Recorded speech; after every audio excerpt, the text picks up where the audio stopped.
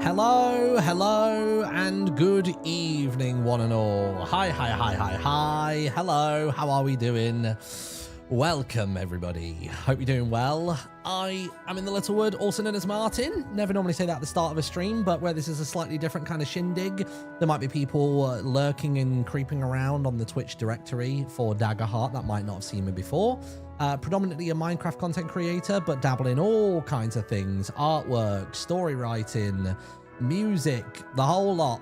I do everything I can because I like making things. Apologies for starting a little bit late, and it's going to be a somewhat short session today, just because there is a time constraint for Eloise, who can only run until about 9 o'clock today. She's going to be joining us a little bit late. She'll be hopefully with us in about half an hour or so. So we'll only be about 15-20 minutes into the adventure by the time we get there. So to quickly clarify what we're doing today, you might know recently I picked up Daggerheart. Well, I say recently. I bought the collector's edition last year. It came during the summer. I read the book front to back, retained like 60% of it, then decided, you know what? I'm going to run the quick start adventure. So Daggerheart, if you're unaware, is a D&D Pathfinder tabletop RPG type system with a real emphasis on storytelling and improv and just kind of like creating a world together. So as much as I'm the GM for today's adventure, I will be calling on the players to provide information and insight and observations about the world around them. And for the most part, they can choose and guide where things go, which is fun. So we've got two groups of players that I'm going to run through this story that I've created, and it's actually set inside of the world of Misadventures. So Misadventures is a Minecraft SMP, as you all know, which is very like World of Warcraft MMO inspired. We've been creating all of our own structures and working with the landscape given to us, and it's got dungeons to explore and all that kind of stuff. And that all ties into one of my new builds that I'm going to be revealing at the end of session 2. So we have got two groups, and we're going to be running 2 sessions for each of them. So the first one is today, October 7th. We've got October 7th and October 14th is when we're going to have Pix, Eloise, Ollie, and Cam. And then on October 9th and 10th, so they'll actually finish the story first, even though they begin it later. We have got Scott, Sev, Sausage, and Drift.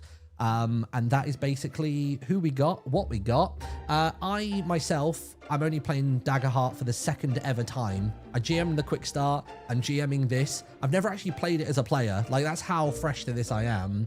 And all of our players today are brand new to it. So I will call on chat at times to help with a couple of rule checks and things like that. I'll pull up the Daggerheart Nexus and we'll check the odd thing. But generally, we should be okay. I feel like we got some good like things figured out while we were doing the when we were doing the quick start adventure, and hopefully that will just continue into the subsequent stories. So I think I'm going to jump in the call, say hello to the players, and then we can get started with this bad boy. So let's get on in there. Let's go to this one. And am I the only one here? I'm the only one here for now. Oh, actually, no, maybe Pix is there. Hello. For now. Hello. Hi. Hello. How are you? Oh, I'm doing well. I'm doing well. Excited for this. This is going to be my first time playing this, but I've heard a lot about it, and I've only heard good things. Yeah, it's great. It streamlines a lot of the number crunch that these kinds of games have. And yeah. It's very, very, like, the rule of cool feels present throughout the whole thing. I got 2d12. That's all I need, apparently. Yes. It's very exciting. That's the thing. So for people that aren't aware, I am the only person today who is going to be rolling a d20.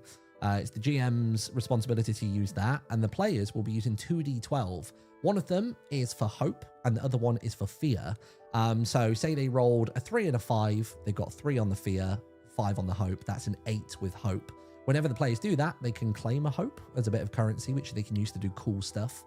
Anytime it's with fear, I get a lovely fear token, which I can use to do all kinds of horrible, nefarious things. Hello. Chat is saying that tonight I'm playing the part of the Orion sound. Oh yeah, you guys are swapped for some reason. Something going on with the overlay. Oh yeah, that's my bad. Give me 2 seconds. I don't have enough zooming effects for my camera. I don't have enough like scene transitions and background music I can play. So that's Ollie. I'll fix that real quick. And I like how I can see Ollie just sort of monologuing to his chat right now. Yeah. Doing his Ollie thing. Getting docs like crazy right now. So that's Pix. So I'm going to throw Pix up to here. We're going to have 2 Pixes. and 1 Ollie, hopefully. That was correct before I went live, and I don't know how that suddenly swapped, but hey. Blame You've Twitch. done a very good job with the overlay, by the way, Martin. Thank It you looks very so much. professional. It's incredible. I tried So my best. I professional. tried pulling as many random assets from like the Daggerheart website as possible. Like literally just right click, view background image, and it just gives you a multitude of like icons, like div frame borders and stuff like that. It's been really, really good. So Some juicy PNGs to download. oh, I do have another one as well. I've got this one, which is a slightly lighter color. So maybe we'll swap between them based on the mood and the vibe. But I think Ollie's going to join us. Oh, he's here. Hello. I'm here now. Hello. Hey, I'm yo. here. Hi, Ollie. You all right? Did not go well. Did not go well on my end. Oh no. You'll be fine. You'll be right. Okay. Well, I think we're basically ready to rock and roll. I guess a few things that we need to check everybody's got. Is anybody rolling real life dice? Yes. No. No. That's okay. It's fine if you're not. Pix, just roll both dice. I'm just intrigued to see what you get. This means literally nothing. It's just seeing what the tone is going to be going in. Means a lot Oh, to me. double 12. That's Whoa! the best one I'll have all night. He's Ooh. critting. He's critting. He's critting. Critting all over the place. So Good for lord, the yeah. audience that might not know, any doubles is a crit, basically. There is no equivalent of a nat 1. You can roll, I guess, like a 1 and a 2, I suppose, which would be 2 on fear, 1 on hope. That's a pretty terrible roll, and you probably will feel the consequences of that. But yeah, any doubles is good. And for that to be a crit on 12s as well, that's literally... Yeah, that's never going to happen again. The entire evening, it's not going to happen again. You've peaked unbelievably early. Good I'll make God. it happen. Yes. Gungbo yeah. will make it happen. Oh my God. Aside What's your from character's that, name? Gonglo. Oh, God. Well, you'll be introduced to him. You don't get his name now. yeah, I we all get to meet people. We all get to meet people. Okay. I mean, to be honest, I think we're just kind of ready to jump into this thing. So, you guys ready to start? So excited. I brought my special tankard. Ooh. Very nice. I'm ready to roll. I'm ready to roll. I bought my NutriBullet cup. Oh, There you lovely. go. I also Thank have a you. tankard. It's got a rabbit on the side. I mean, I And have... Eloise, what do you have? Well, I've got a lovely cup of Joe. Oh, wow. Eloise is going to join us later on, or she might not. We're basically going to use the power of improv to bring Eloise into the story Yeah, she wasn't if and feeling when great. she returns. But maybe through power of magic, we can fix her. Ooh. Is there magic in Daggerheart? What, Martin? Have you done I mean, explain I what hope so, Daggerheart is 'cause- yet? I have explained what Daggerheart is, yeah. It's basically a D&D Pathfinder tabletop RPG type system, which leans a lot more into improv and the rule of cool rather than getting bogged down in all the number crunching. So it's a very freeing experience. One thing that people will find interesting is there is no initiative order. Play bounces back and forth between me and the players. If you guys are rolling with hope consistently, you're going to feel invincible. You're going to be just wham, wham, wham on the adversaries. But if you keep rolling with fear, this guy gets fear tokens. I get 4 out of the gate because there are 4 of you. And I can spend those at any point. And they are basically what I use as my currency to activate adversaries. Okay. So that's how that works. So we're ready to begin? There ready better to be begin. magic. I'm playing a witch. If there isn't magic, I'm screwed. Well, maybe we don't believe in magic. Maybe there is magic. You know, Oh. we're making this world as we go. Well, I We mean, we're are. not. Misadventures already exists, but It does. And we It know does. But there's we're a witch. making it as we go. All right. Are we ready to get into this thing? Paint us a ready. word picture, Martin. Take us in. All right. So we open on a landscape of opportunity. This, as you all know, is the land of misadventures. A place where heroism and silliness walk hand in hand. A continent of differing biomes that just kind of click together like unorganized Lego pieces. Around one corner, you can find historical landmarks, like an ancient crypt or a proud and stoic university. Around the other, a literal fun fair, a circus, neighboured by glittering ravines full of amethyst.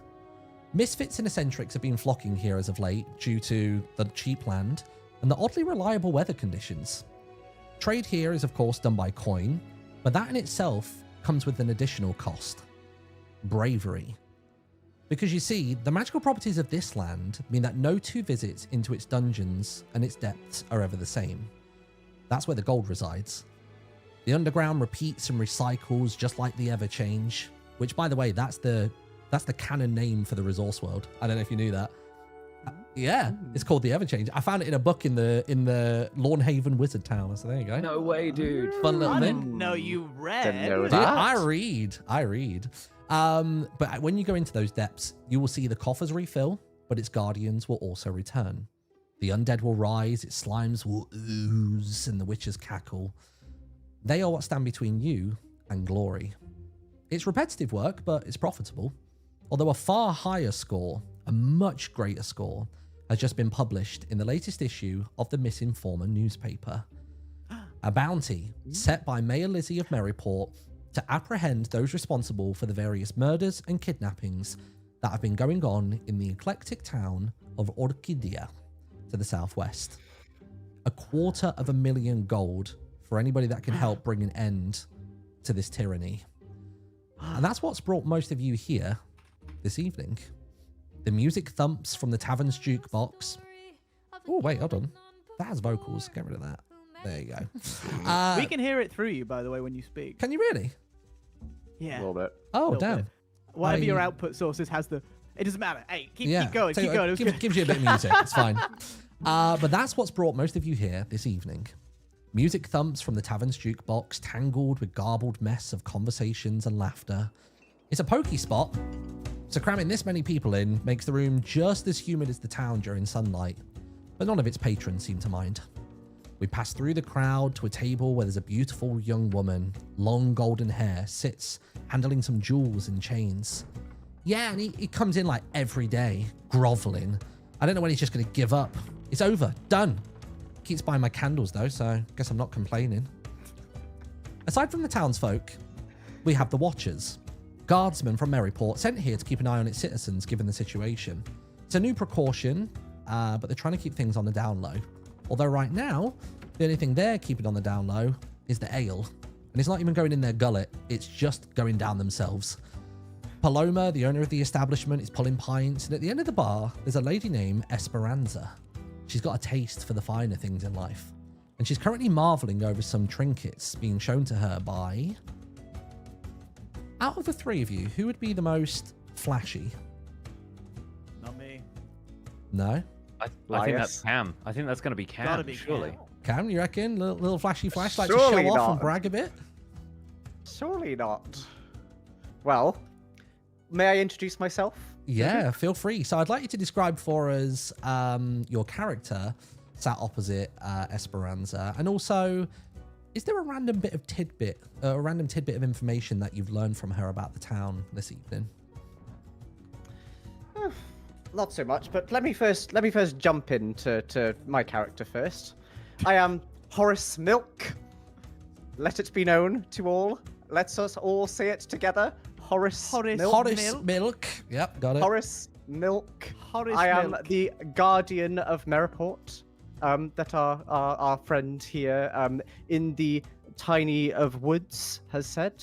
I am a guardian of Maryport. I have served many years under Mayor Lizzie's command, ensuring order was kept, whether that meant, guarding the harbour gates or disciplinary, unruly, hide and seek lines to play. Recently, reports of disturbances in Orchidia reached the mayor, and I was dispatched to investigate. And I have dealt with many misplaced livestock, ferry queues gone awry, and so whatever trouble lies ahead, I shall meet it with discipline and vigilance. It is a pleasure to meet you all. I want to say the trinkets that Esperanza is mulling over might even be the medals that Horace has acquired, right? He's a decorated veteran. He's a decorated veteran, of the Maryport Guard. I have captured quite the number of enchanted golden apples in my day, and Esperanza has a little bit of a keen eye for those enchanted golden apples, shall we say? And how many of those have you got in your bag right now? Let me just see.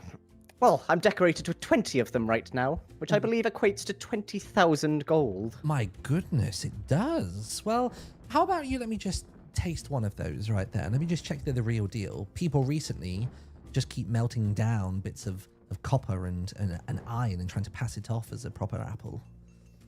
Well, you get quite the proper apples with me, for I am Horace Milk. And let's all say that name once more time. Horace Milk. Lovely. So one thing we could talk about with Horace is that he is in fact a guard of Maryport. He's actually a higher level of guard. So the Watchers, we've got people that are basically kind of like the day-to-day controlling the population, keeping an eye on the streets and things like that. Horace is actually part of a slightly more higher level group within Maryport called the Listeners. And that is because, as you mentioned, you're tasked with keeping an eye on all things happening around. You're keeping an ear to the ground. You're telling the Watchers which and where they need to go. You communicate with people from commerce, and you keep an eye on the dockyard. And you also are the person that helps push information up the channels, up the chain, back towards the people that reside above you, who are called the Speakers. They have the permission to bestow information to the masses and also have the mayor's ear for certain pieces of import, if you will. But yeah, what have you learned from Esperanza whilst trying to garner information from her this evening and just sort of being a bit braggadocio? Well, I don't know if I'm at liberty to say such convoluted information for such an esteemed officer of myself. I think it's very contingent on my fellow comrades here to prove themselves to me before I reveal such further information to the rest of the team. Are you speaking to us currently, or are you speaking to the audience? Good heavens, sir! I'm speaking to all in the pub. No, I speak to all at the same time. And as We've learned about Horace so far is that he just says what he's thinking out loud, just at all times. Yeah, has no filter. He thinks he's talking to someone at all times, even if there's no one there. So he's speaking out loud. Let it be known his name is Horace Milk. Horace Milk. We'll say that name once and for all. Ready? Together. Horace Milk. Yeah. Yes, please. Paloma re-clarifies. She go, absolutely no free rounds. Absolutely no free rounds. Because that's something that Horace has been known to do previously, I would imagine. But as rounds Horace... of milk, perhaps. Oh. And as you try and get another group declaration of Horace Milk, you just hear a wham on the table behind you. Your concentration's been a little bit broken. Out of our two players that remain so far, which of you do you think would be the most up for a challenge of strength? That seems like Gonglor activity to me. It does feel like Gonglor, but Gonglor is, I would argue, a pacifist who would only raise his fist in times of necessity. If I thought Horace Milk was perhaps a rapscallion requiring a quick beatdown, then I'd step to him. But okay. Do I know Horace Milk? Do I know that he's a trustworthy member of the militia? I mean, no one has ever stepped to Horace Milk and gotten away with it, good sir. Well, this is me in my head, but okay. Well, no. So this isn't you. The loud thud and the loud bang isn't actually directed at Horace. Basically, Horace turns around to see you, Gonglor, actually having just bested one of the Watchers, the younger of the two Watchers that are in the establishment at the moment, at an arm wrestling contest. So I'd like you to introduce your character and explain to me, if at all Gonglor would do this, how he would celebrate. Hello there, travelers. My name is Gonglor the Good. And this voice, I will keep it up the entirety of this one-shot campaign. Hey, if you can do garbage rat, you can do anything. Gonglor is a ribbit, or as far as I remember, a ribbit. We are a frog-shaped folk who hail from the swamps and lands around Orchidia. However, I do not remember my past. I woke up on these shores with only one goal in mind, to protect the downtrodden and the needy, the warden of the weak. That is Gonglor the Good. And perhaps I would be taking this arm wrestle challenge to test this poor, what are they? They're called the Watchers. Yeah. This pitiful Watcher to test whether he can handle his protective role. I like the idea of it. Gonglor cannot be everywhere. Gonglor is but one ribbit. So this is you basically checking that the local protection of the citizens is in check and up to par to meet your standards. That is correct, master. No, hold on a minute. I only lost because I slipped. Ale's all over the table. I only lost because of that. If you cannot handle my slippery fist, then you cannot handle the crypts and the crawls of this terrain. You know we don't get sent into the crypts. That's a job for the listeners and all the other guardsmen. Do you not aspire for more, Ooh. Derek? Derek, we'll take Derek. Wait, hold on. I'll do a find and replace on the document. We'll replace all of the previous name with Derek. Ready? Derek, replace all. Yes, please. All right, bam. So Derek. Do I see a tear in his eye? You do. He is incredibly frustrated about this. He's very disgruntled, and from just I would like behind to him, activate my tongue of trickery and lick the tear from his head. I say, do not cry, Derek. You still have much to learn, but you will have time to learn it. Oh, that's gross. What are you doing? Right, you know what? And just as you see him start to kind of like bolster up and start to get frustrated at the situation, you just hear, ah! Come on, little one. Come on, we've got to get back to work. And you see this much older, much more burly watcher who's clearly taken him under his wing, just grab him on the shoulders. Right, this one's for you. And he shoves his spear or his halberd into his hand. Right, outside we go. And he is visibly frustrated, really upset. He's like sulking. He's swearing that he could have won had he not slipped. And he's dragging his halberd across the floor, and like it's sparking, like it's like shooting out little sparks. Even though it's mostly wood, there's just little bits of stone caught between the woodwork. And you're kind of looking at it thinking like, that could set this place on fire if we're not careful. We're in Orchidia, yes? We're in Orchidia, yeah. Well, there's a lot of water around. A lot of water. That's a lot it. of water around. That's it. So basically, what happens next is Derek starts walking out the door. He kind of shrugs off Watcher Felix and says, "Oh, get off of me, old man. I can do this by myself." And as he walks out the door, he just shoulder barges past somebody without taking much care of who it is or what's going on. And that would be yourself, Lias. You were trying to make your way into the tavern until you got barged by this slightly intoxicated, well, not even slightly intoxicated, very intoxicated watcher who's clearly upset about something. Seeing him barge past this man, I'm able to go over and offer a hand.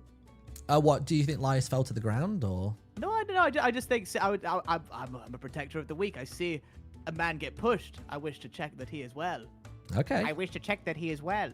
Sure. Well, as you reach out a hand, Lias, describe to us what Gonglor sees as he goes to help you. So slightly rattled by this person pushing past him, Lias Hamlin is a sort of gaunt figure wrapped in sort of dark purple, wearing a very wide-brimmed hat that to the trained eye might mark him as a witch of sorts. He's sort of swathed in different fabrics, like wrapping around him almost like shadows. And so it's perhaps not a huge surprise if it's sort of is it like evening sort of time right now? It is very much like... the evening. This is the late hours of the night. I'd say we're actually just cresting past midnight. You're not entirely sure, nobody is really, of when final orders is, and there's often the occasional lock-in as well. So the music was still pumping, so you thought, why not have a little poke my head in? Yes. So, yeah, maybe I was sort of blending in with the shadows a little bit too well for this guard sort of stumbling out spear in hand. But yes, I sort of reel backwards, like somehow turning it into like more of a graceful turn.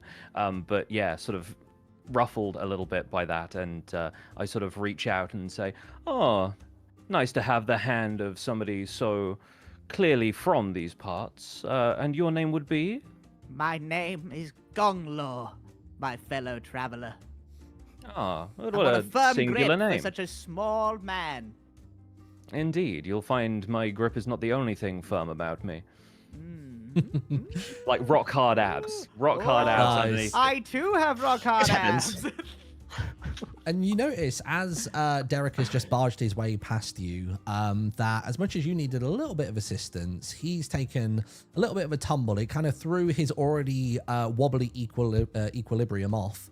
And you just hear Watcher Felix, who is the elder watcher out the two of them, go, "Right, turn around right now and apologize, lad." And he freezes for a moment. And you're thinking that those words might have actually like struck a nerve with him. You don't know if Derek's about to turn around and kind of scream out or run at somebody, and he remains frozen. "Are you listening, boy? I'll be writing you up if you keep doing this sort of thing." And he starts to shake, and he starts to shiver, and you're thinking, what's going on here? And then all of a sudden, he just collapses to the ground. And a few steps ahead of where he was, there's a really bizarre sight. There's a swirling, chaotic body of water that's kind of growing taller in front of that location, and you're unsure what to make of it. And just as your body tenses up and your ears begin to ring for that fight or flight sensation, you hear "ah!" and you look over, you shoot a glance to the left. There's another body laying out on the floor, exactly like Derek's. That one's almost certainly bled out. You can tell by the volume that this person has probably already passed. And standing defiantly over the body is this ginormous rat, which some of you have come to learn are actually pets and mounts and companions in the land of Misadventures. And it is eyeing what you can only describe as being a mass of water, a water elemental. And this rat is basically snapping its jaws fiercely at it as a warning.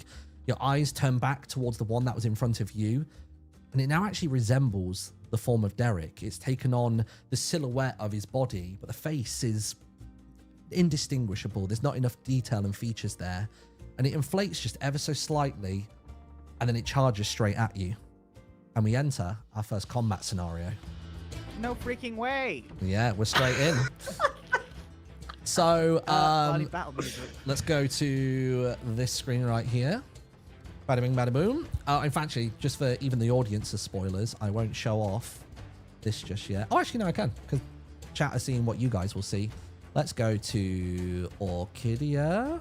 Lovely. So at this point, I would assume that we have got... Minecraft. Here we go. It's Orchidia. So we've got you guys in the doorway. I would assume we're probably actually still inside of the tavern at the moment. We've still got the other two. Eloise's character's not here just yet.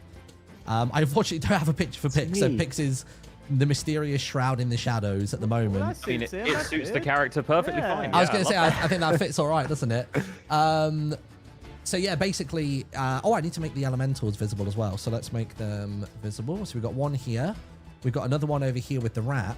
And as you're glancing around and realizing that there's a situation unfolding here, you come to realize that there is also one in the fountain itself that stands much taller and much broader than the other two. It's a really interesting sight to see. And it's basically going to be taking the first attack and lunging towards, I would assume, you, Lias. So if I just quickly move some stuff around. Here we go. Where's my D20? Let's see how this goes. That is only a 7. So does a 7 meet or beat your evasion at all, Lias? No, my evasion is an 11. Ooh, okay, brilliant. God, the text. I always get the text caught on here. Give me a second. The text is really annoying. Give me a second. There we go. Delete that and delete that Giant one. shark. Why is that not working? Oh. This one shall now be known as M. Yeah, I was going to say, why is it doing that? I don't know. Can I move stuff around like that? Okay, it's now known as M. Sod it. It's known as M. So, yeah, basically, it tries lunging towards you. It goes for an attack and sort of sweeps out the other side. It tries to almost do some kind of, like, slashing motion. It's not quite a punch. It's more kind of a broad wingspan, almost like a flying squirrel, as it just tries to strike at you. And you manage to dodge out of the way of it. And play will pass to you, the players. So, who would like to go? So there's no order of... There's no like, order, rolling so for it's very much initiation. about just kind of using your initiative and deciding for yourselves what you would like to do.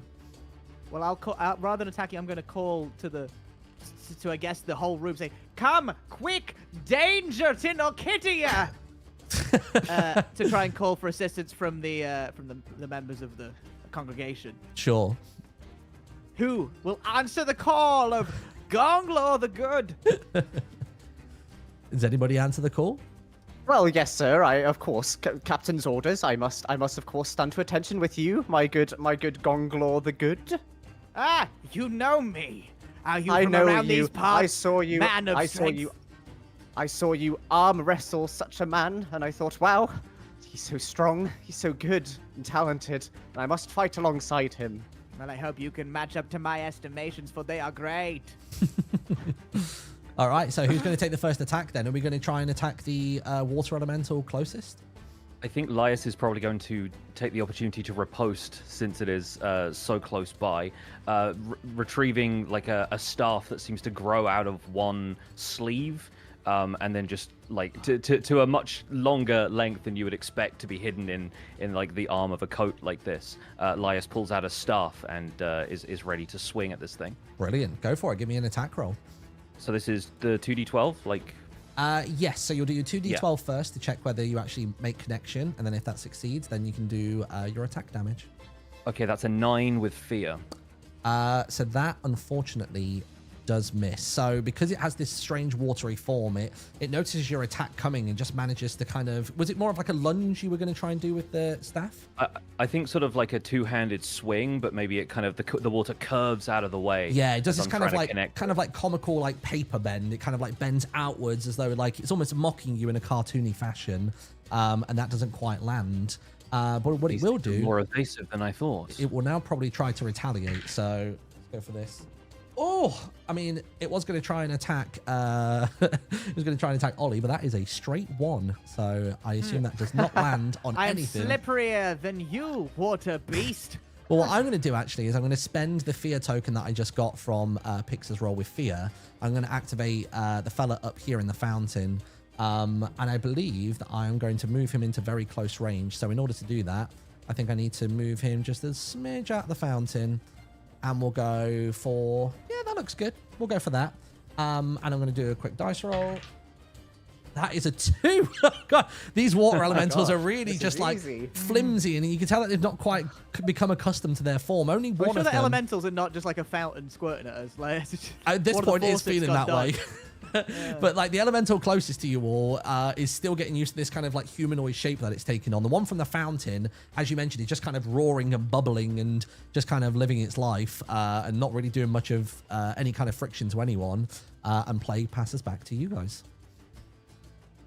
I would like to step to the beat. Ooh, what's that? It's just me walking forwards. I'm going to be...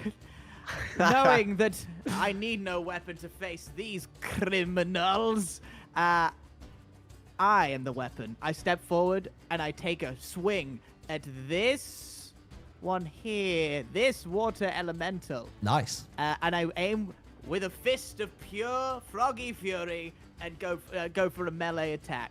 Nice. Okay. So how does that work in regards to hit? Do I have to roll 2 again? Yeah, you roll 2d12. One's hope and one is fear. And then you total those up. I got 2 4s. Is that both the same? That is a critical. So that is absolutely going to hit. So now you can roll for your damage. Okay, so that's 1d10 plus 1d6. Yeah, I believe so. Okay, I'm figuring it out. That's all right. This whole thing today for people that are watching is every player here is brand new to the system. I've run 1 session of it previously, so baby steps and we'll get there and we'll figure it out. Okay, so that's 8 physical from my 1 punch. I go bap straight at the water, and it doesn't pass through it. It takes the damage. So what you're noticing is that there is a slight film around the water. So as you hit it, it doesn't pass through, but you notice that it kind of like it makes it even more translucent somehow than it previously was, and you see the damage echo and ripple throughout it. You said that was 8 damage, yeah? That was 8, and seeing that it seems to have taken effect upon this water being, I begin a flurry of blows with my combo strike ability. Oh, okay, sure. After making a damage roll with a melee weapon, the weapon being my fist. Yep. Oh, wait, I need to say before I did that with damage. Wait, Do this is it. before Just I deal the damage. I've not done the damage yet. Do it anyway. Do it anyway. Do it. Okay, I mark a stress. How do I do that? So on your character sheet, it is beneath your HP. There is stress. So you've got, I think, 6 stress slots available. So you just press the little plus on it, and it will add 1 to it.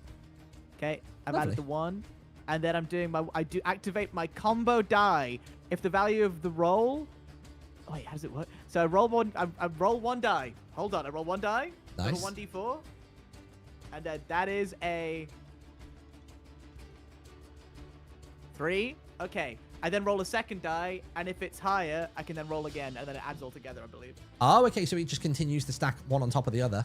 Yes. Nice. But I mean, three's the worst possible one. The aim is to get like a 1, 2, 3, 4, and keep doing it like that. Yep. But it was a 1. Ooh.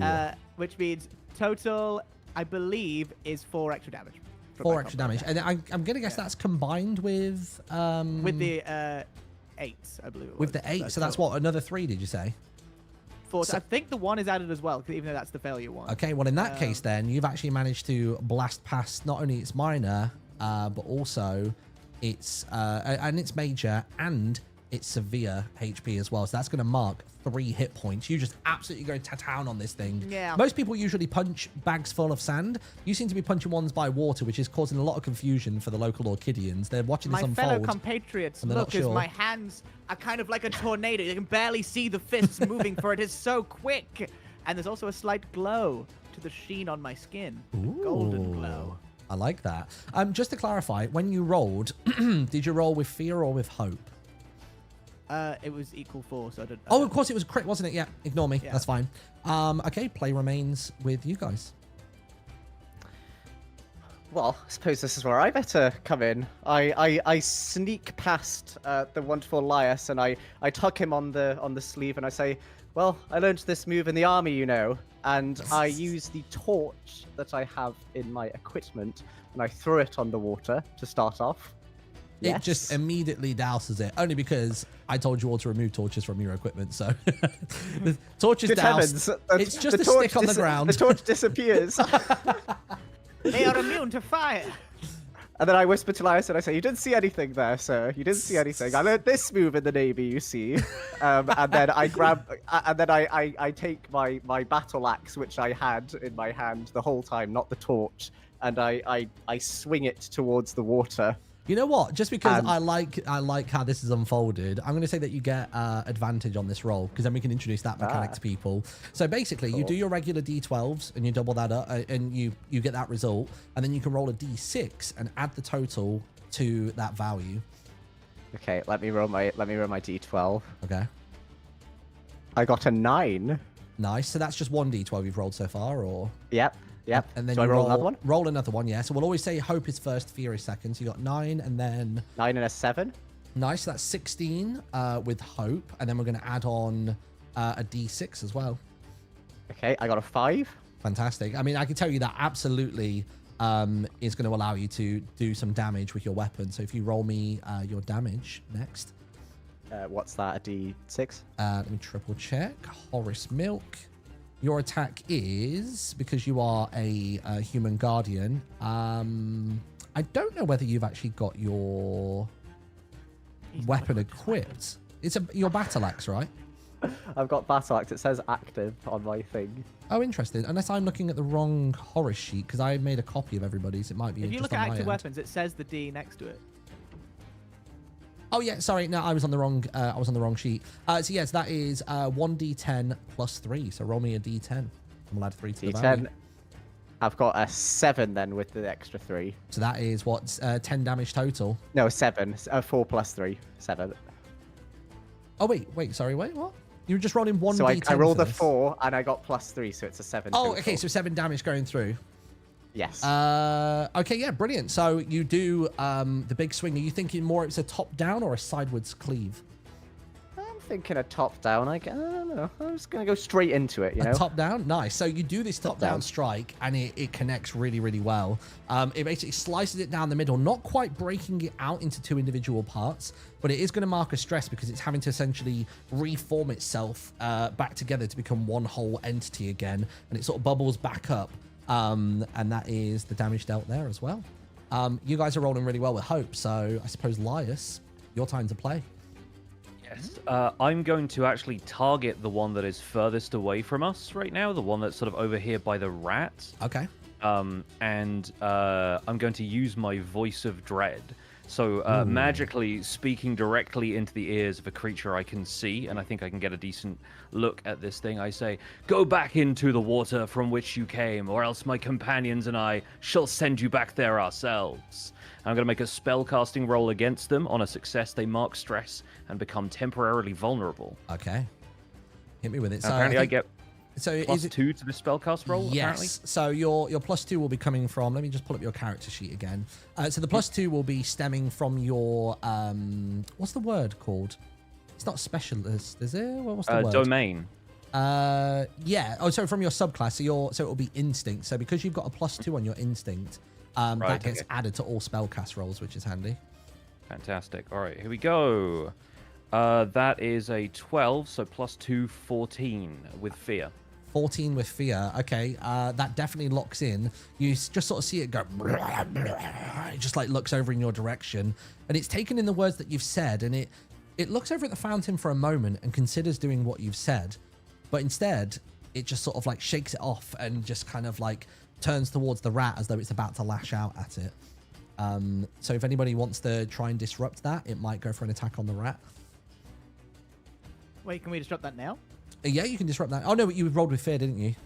Yeah. Oh, sorry. no, Yeah. I In that case, then I'm probably going to I'll take control of the water elemental here then. So it's taken that reaction. It's not happy about being told what to do. It glances at the fountain and turns back, and it looks at the rat, and it sort of gears up. And if I roll, that is a 14. That does meet the rat's difficulty.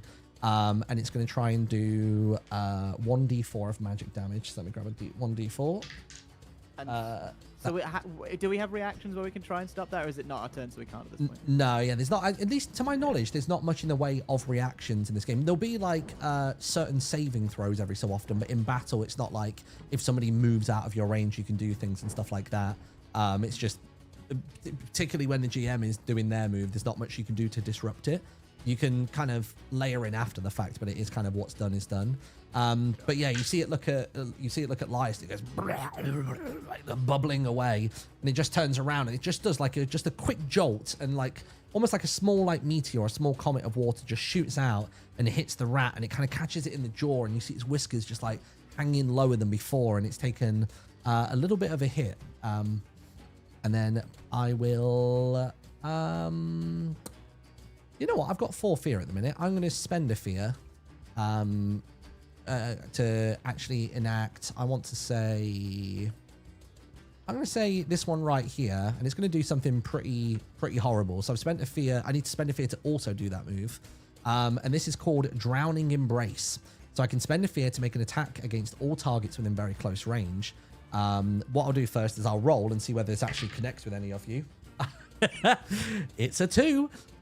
So it's absolutely not going to connect with you. So you see it try to shoot out in a similar fashion to the other elemental, try to shoot out like something towards each of you, but rather than like a single projectile, it actually tries to do a stream towards each of you.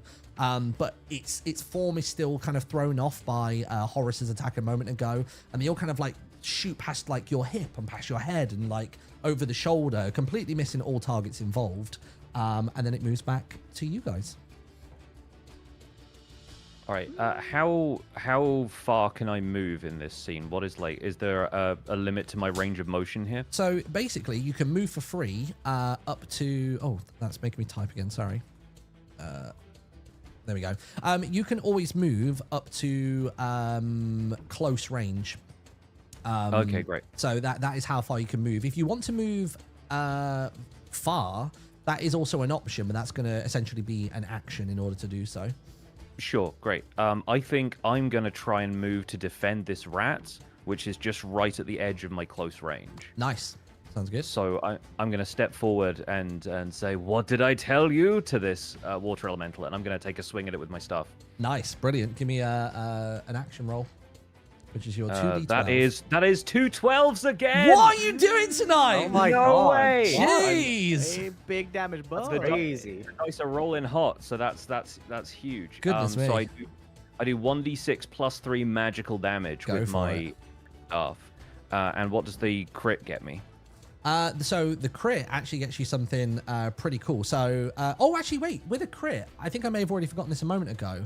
A critical hit lets you add on, I swear it lets you add on a full amount of damage again. Let me quadruple check that. Well, my d6 roll just got a 6, so this thing's going down. This is nuts. Critical successes and damage. Right, I'm pretty certain that you immediately... if your attack roll critically succeeds, your attack deals extra damage. Start with the highest possible value the damage dice can roll. So in your instance, it's going to be the 6. A 6. And then you make a damage roll as usual, adding it to the value.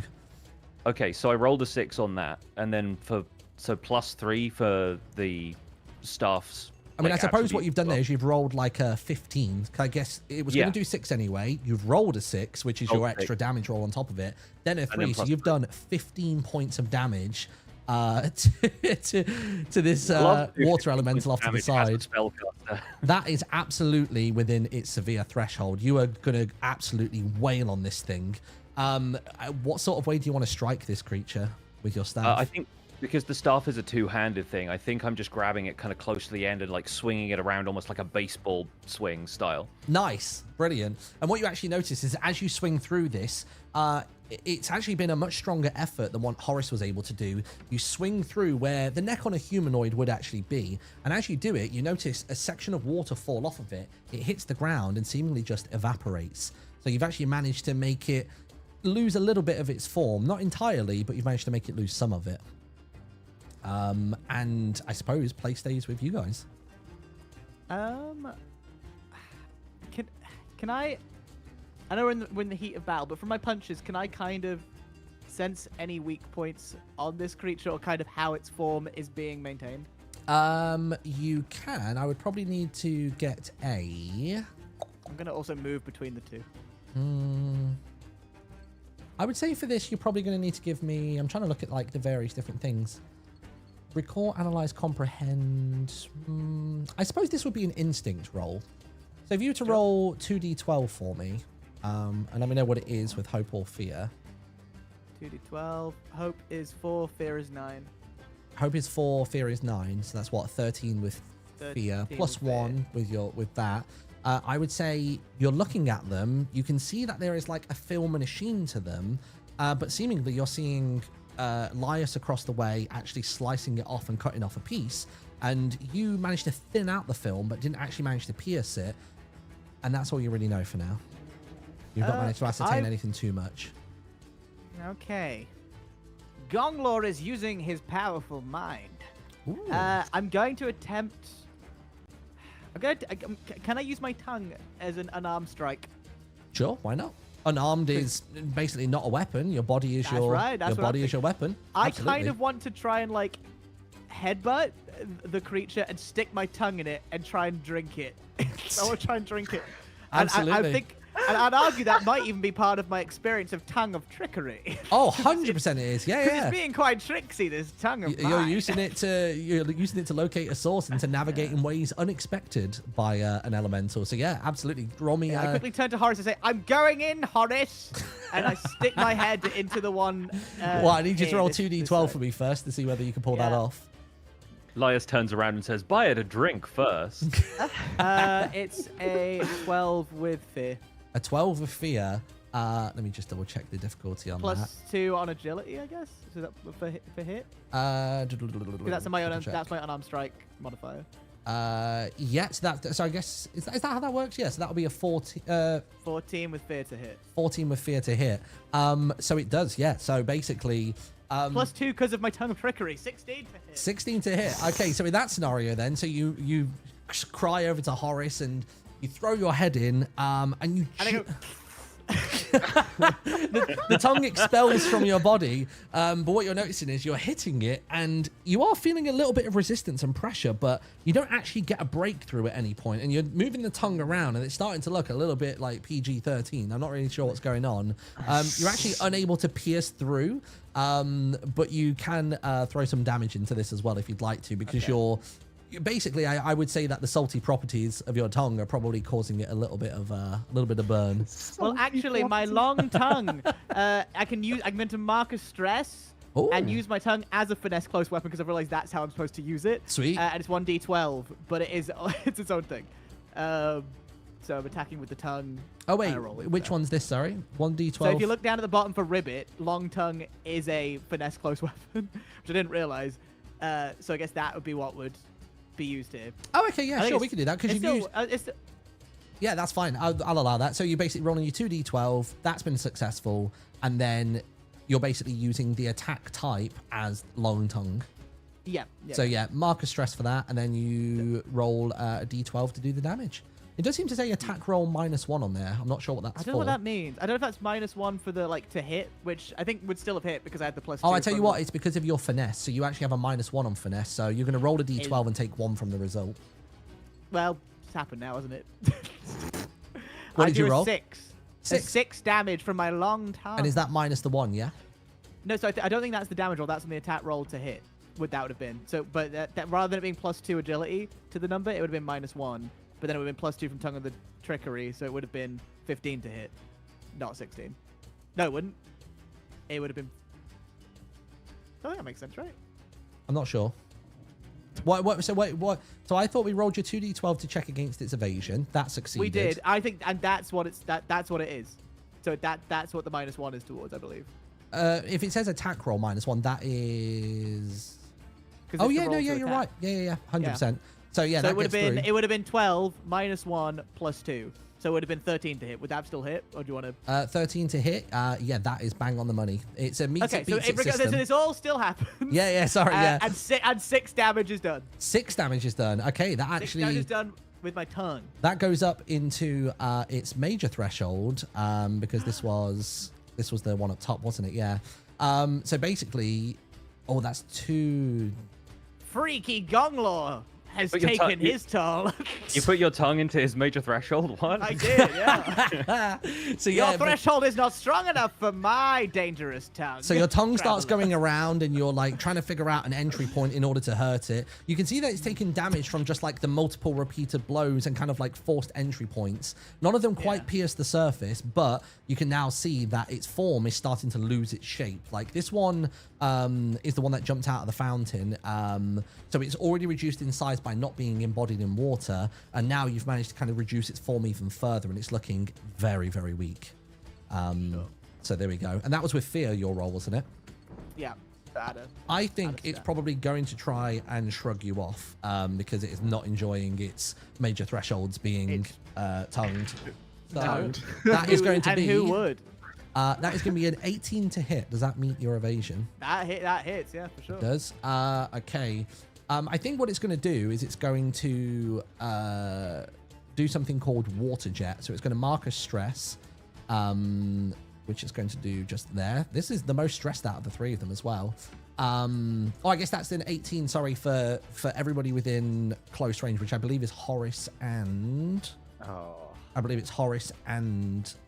Yeah. So yeah, it's going to hit Horace and Gonglor as well. And I basically just got to roll a d4 and +3. So where's my d4? That is a 1, so +3 is going to be, so that's going to be 4 points of physical damage, and it's going to hit each of you. Just to the 2 of you. So to Horace and to Gonglor, the water jet is going Look to. what you've done with your tongue, Gonglor. Sorry, I have provoked this beast. How does damage work in this again? So at my threshold of 4, it's below. So it's below the first threshold, which means you So I'd only only mark take 1 one HP. damage, right? But Yeah. what you can do in this game, if you don't want to take any damage at all in that moment, because you're already sat in minor damage, if you spend an armor slot, of which you have 4, I believe, Gonglor, then that reduces to no damage whatsoever. No HP is touched. I will take the damage because Gonglor does not fear water. Okay, fair. So mark a HP for me. What are you going to do, Horace? It's also beneath your minor threshold. I am major going threshold, to sorry. run up next to my lovely friend Gonglor here. Oh, no, and sorry. I look him- meant on the damage front. Sorry. So what's my option? So you can either mark a HP or you can mark an armor slot to take 0 HP damage. It's totally up to you. Yeah, I'll mark an armor slot. Okay, sure. So So what do I do there? So you just click on How the do I little do plus next to it, and then your armor slot should then say 1 out of 4 once it's done. Okay. I think no, I do that. Yeah, I see what you mean. Yeah, I've done it. Nice. It says 1 out of 5, but I've done +1 for that. Gotcha. Also to note Okay, as cool. well, so it says on a success we deal that damage, and it says, and the target's next action has disadvantage. On a failure, you guys have to mark a stress. So basically, when you do your next roll, you'll have to roll a d6 as well and subtract that from whatever your double 12 roll is. Just so you know. But it's only for the next action, not forever through the rest of the combat. Okay. So play is with you, Horace. I walk up to Gonglor and I say, Gonglor, look at what you've done with your tongue. And then we look at each other. My tongue is still right up in it currently, so I can't respond. Well, while you're doing that, we look at each other's in the eyes. We and can't because I'm both- looking into the water. You have to go around the back of it and look through the water. I go around the back and look through the water into your eyes, and we both collectively say, Horace Milk. Oh, and then I say to the water, you may be water, but I am the milkman. and then I drive my battle axe through the water, which Ollie is actually in. Is this a good does that idea? hit me? Question mark. It's Is already this a good idea? It has already like repelled you backwards ever so slightly. So Ollie is Oh, I've been locked currently away. Yeah, just minimally though. It's basically it's unlatched the tongue and you've been stepped back ever so slightly. So Horace's Horace actions must be here careful. won't actually hit you should he succeed. So let's get a double 12 roll from Double 12 Horace. here. I got a 1, Ooh. and I got another 1. I got 2 1s. Oh, okay, that's crit. fine. That's a crit. I got 2 1s. Wait, that's good. Crit, crit. Absolutely. got And I two tell you ones. what, that means your damage roll can come in next. So Horace, with your battle axe, did you say you were driving it? In fact, actually, because I guess you need to roll damage first, but I'm pretty certain So that's my 6, yeah? that is your... No, that's your D10 plus 3. D10. All right, D10 plus 3. Yeah.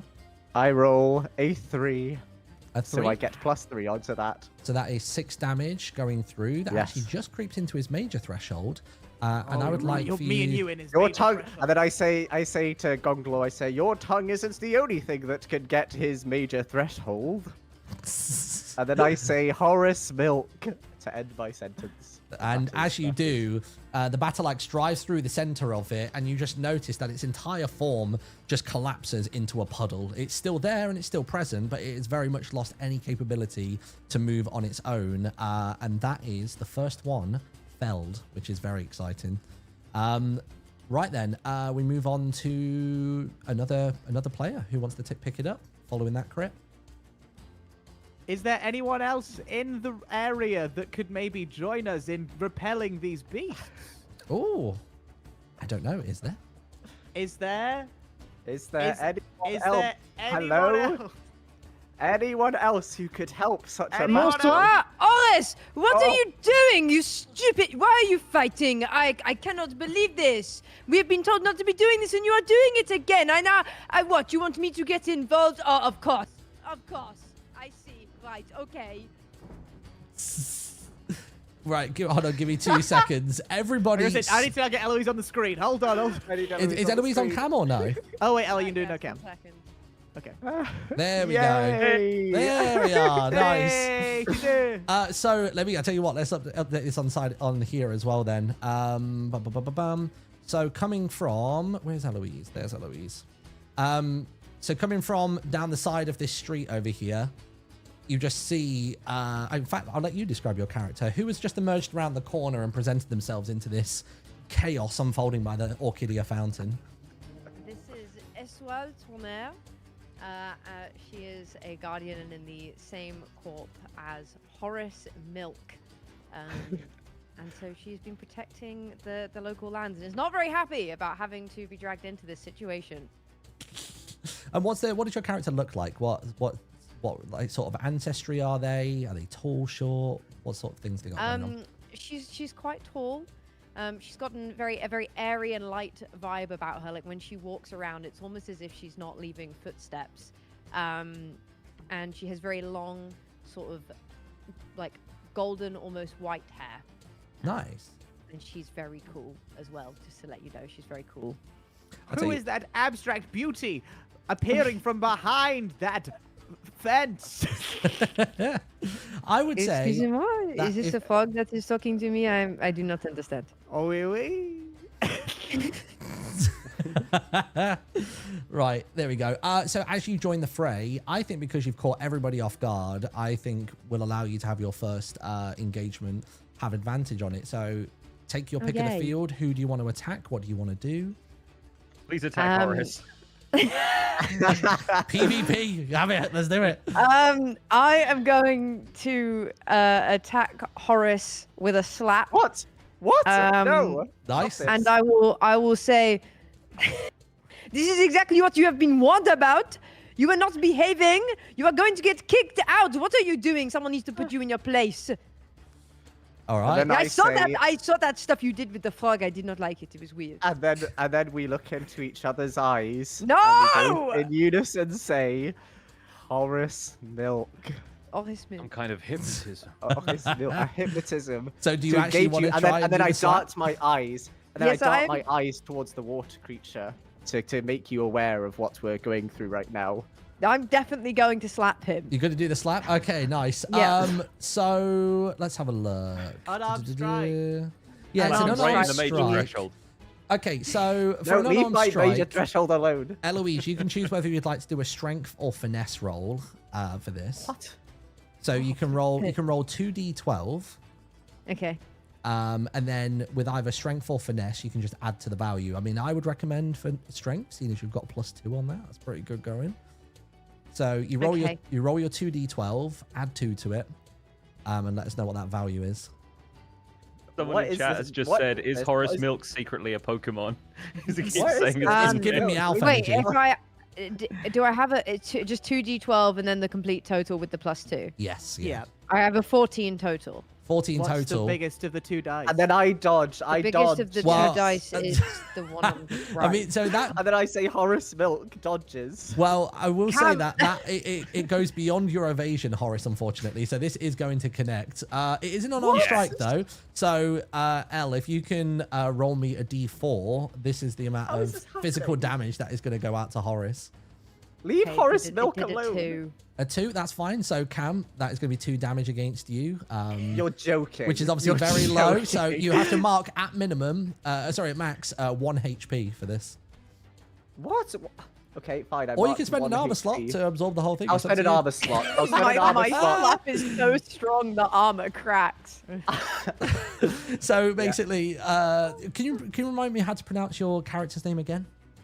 Horace Eswal Milk. Oh, or sorry. Eswal.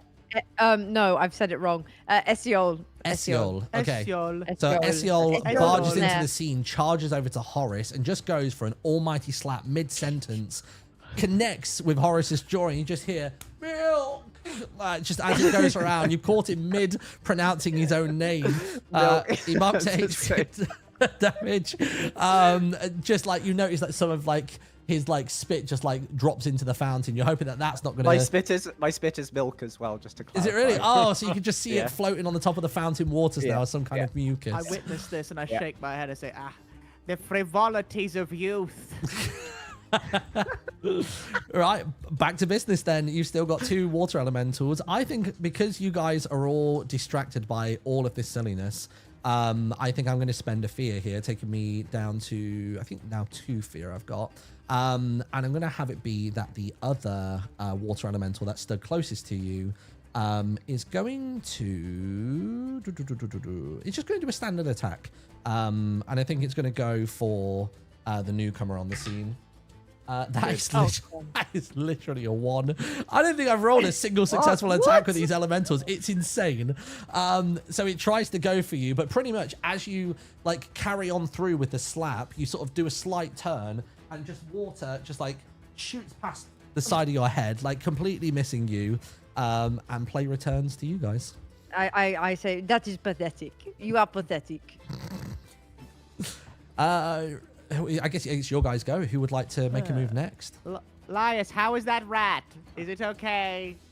The rat is fine, but I think we have other problems. Yeah, Lias is going to take another swing at this elemental over here with the staff. Okay, go for it. Oh, that is not looking great. That's a 6 with fear.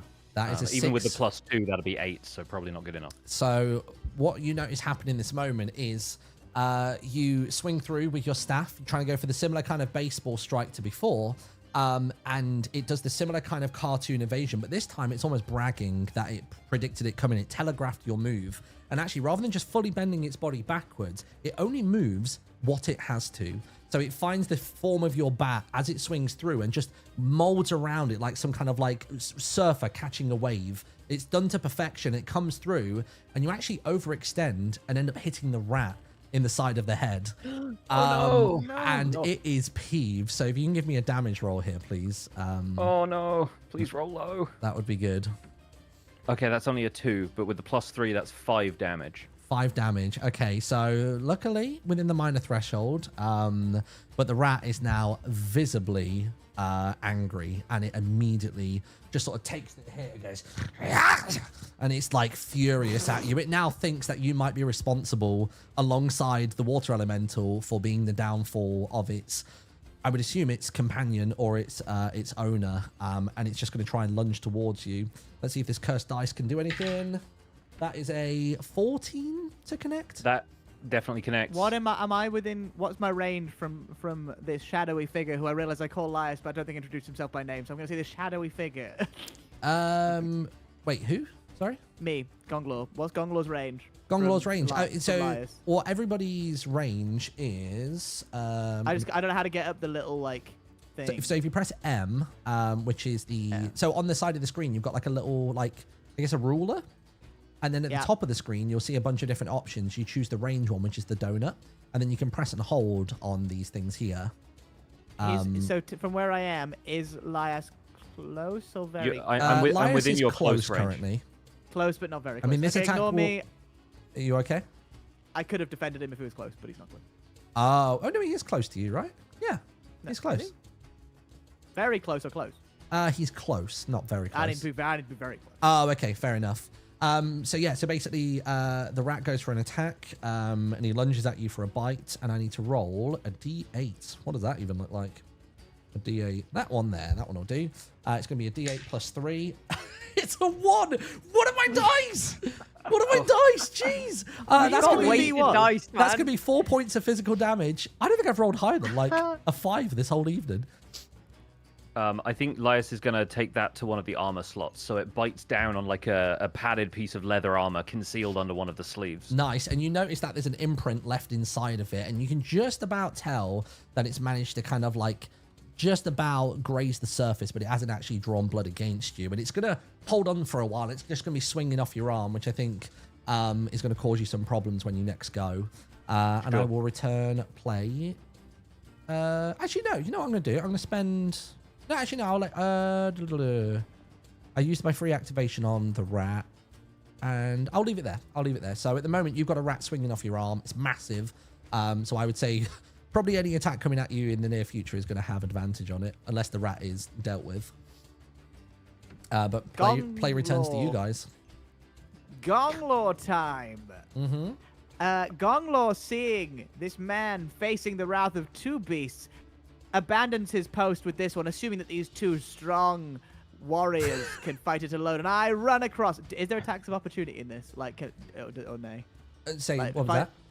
So in D&D, if I left the range of this, no, you're fine. There's nothing like oh, they catch you on the way out. Okay. It's movement relatively free in this. I say, adventurer, stop! And I attempt to grapple the rat to hold it in place so it can. To try and calm it. Okay. I wish to calm the rat. If you'd like to do that, I'm going to need you to do me a strength roll. So that's just going to be your 2d12. Let me know if it's with hope or fear. Okay. And be sure to add a +1 to that because that's your strength. It is a 12 with hope +1, so 13 with hope. You're trying your best, but it's not quite good enough. So you're grabbing onto this rat and you're pulling at it, but because of the dampened nature of the rat at the moment, it's just too slippery and it kind of wriggles from your grasp. You don't recognize the rat, no. Okay, I was gonna say I would maybe called its name, but alas, I just say rat, no. But you're trying as best as you can to kind of hold on to it. That does it doesn't manage to pull him from Lias. But because the two of you are now both engaged with trying to deal with this ginormous rat, I think now the water elemental from way up on high is going to activate. And I think this fella here is probably going to go for... I would probably say a strike on Lias. So let me roll a d20. That's a 5 + 1 is for 6. 6. Does that beat your evasion? It does not. It doesn't. Okay, so it's just adding to the complication and confusion in that area of the battlefield, and it kind of drenches you a bit more. Me and Gonglor are moving around so much that it probably has a hard time even getting to me because slipping and sliding. We're both wrestling with this rat. It tries to join the fray as best it can, and the problem that Gonglor was having with actually trying to grapple this rat and get it off, the same actually happens to you, Lias, and the rat that's clamped onto you, it actually douses the rat a little bit, making it close its eyes, and it sort of has to blink and twist its head away, and that fortunately manages to free it from you, meaning that you are now free of its grasp. And Gonglor and the rat both sort of like stagger backwards, and plays back with you guys. Okay. Horace Milk That's a name I've not heard in an age. makes a quick darting glance towards Eswal and remembers what just happened and runs past the water creature into the pub. So I'm now in the pub. Sure. Yeah? Fine. I don't know how far I can go. How far can I go? Let's have a little check on you. Not So far you enough to be are- a coward. I'm going to the bartender. You can just about get inside the door, so you can get to about here-ish, which is enough. All right. You've managed to breach the threshold and take a step into the right. Okay, can I throw my dagger at this water as I run by to be somewhat useful? You know what? that Yeah, go for it. All right. I think we might need a little bit of a. Oh, you know what? So we're not going to throw a finesse check in there. Let's just go for it. You just give me 12. You just give me the 2 12s. Let's see what we get. Okay. I got a 2 to follow up from my 2 1s from last time, So that's a hope with 2 and your fear. and I got a 9. So that is 11 with fear. So you try as best you can to run by, and you basically go to throw the knife. But because you've been the point of interest for the last moment or two after the slap and the missed attack, it has been keeping an eye on you two very closely on the right side of the fountain. And it just notices as you throw the dagger, as you run by, it just manages to swerve out the way. It actually presses itself up against the wall over here, kind of like becoming flush with the wall just for a brief moment, meaning that the knife strays off in this direction and it's probably laying over here somewhere. It's over here. Okay. Meaning that you'll be Okay, inside well, the Horace- tavern, so pop yourself in there. Yeah, I'm ordering at the tavern now. You've just got And in for a what drink. I am ordering is a mystery, which may be revealed next turn from Horace Milk. Jeez, okay. I suppose because that was a fail, then it's going to be my go. I suppose Fail? what What? fail? It was a fail, wasn't it? It I was. got into the pub, mate. So, I guess failure is in the eye of the beholder, I suppose. Yeah. So I keep asking this. I will get it. What's your character called again, Eloise? Esiol. Esiol. I'm going to write it down phonetically. S. Hey. C. Ol. Esiol. Okay, cool. So as the water elemental presses up against the wall, becomes flush with it, almost like becoming like a strange kind of like damp wallpaper, it recoils back off and uses it as an opportunity to lunge towards you, using that momentum of the hard surface. So I'm going to roll my 20 and see whether it can actually land an attack on you. It is a 16. Does that meet or beat your evasion? Yeah, that big time beats my evasion. It does? Yes. Okay, nice. It's connecting. So let me, what's my attack again? It is 1d4 of magic. Right, 1d4. That is a 3. Okay, finally rolling all right. So that is 3 points of magic damage. I'll move it just a smidge closer, just so we know Makes where it it 3 is. points of magic, so that's minor, correct? Yeah. Yeah, So I that's put just the lowest. So yeah, that's marking 1 mark. HP. Cool. And I think with that, I will leave it to you guys. Can I attack back here? You can, absolutely. Okay, awesome. Esiol's going to attack back. As she does, she says, this RSC is useless. He leaves me to do the fighting as always. And yeah, she uses her battle axe to take a swing at this wet little creature. Nice. Give me double D12s. Double what? 12? And you can +2 to this as well. So Do I pick a left or a right? what do you mean? Do Sorry. I pick what? Like, do I have to do hope or fear? Oh, So so what whichever you do one is is higher is your hope or fear, but it's the total that matters. oh no. So what it is you roll 2 dice. One is hope, one is fear. You need to know which one Yeah. is which. Yeah. And then you add those together, and you've got a +2 on your battle axe. And then that's the final number, and you tell me whether the hope die or the fear die was higher.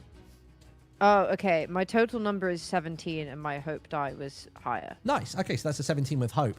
So this is absolutely going to work. So I would like you to roll some damage for me. Just 2 12s again. That is going to be for you 1d10 plus 3.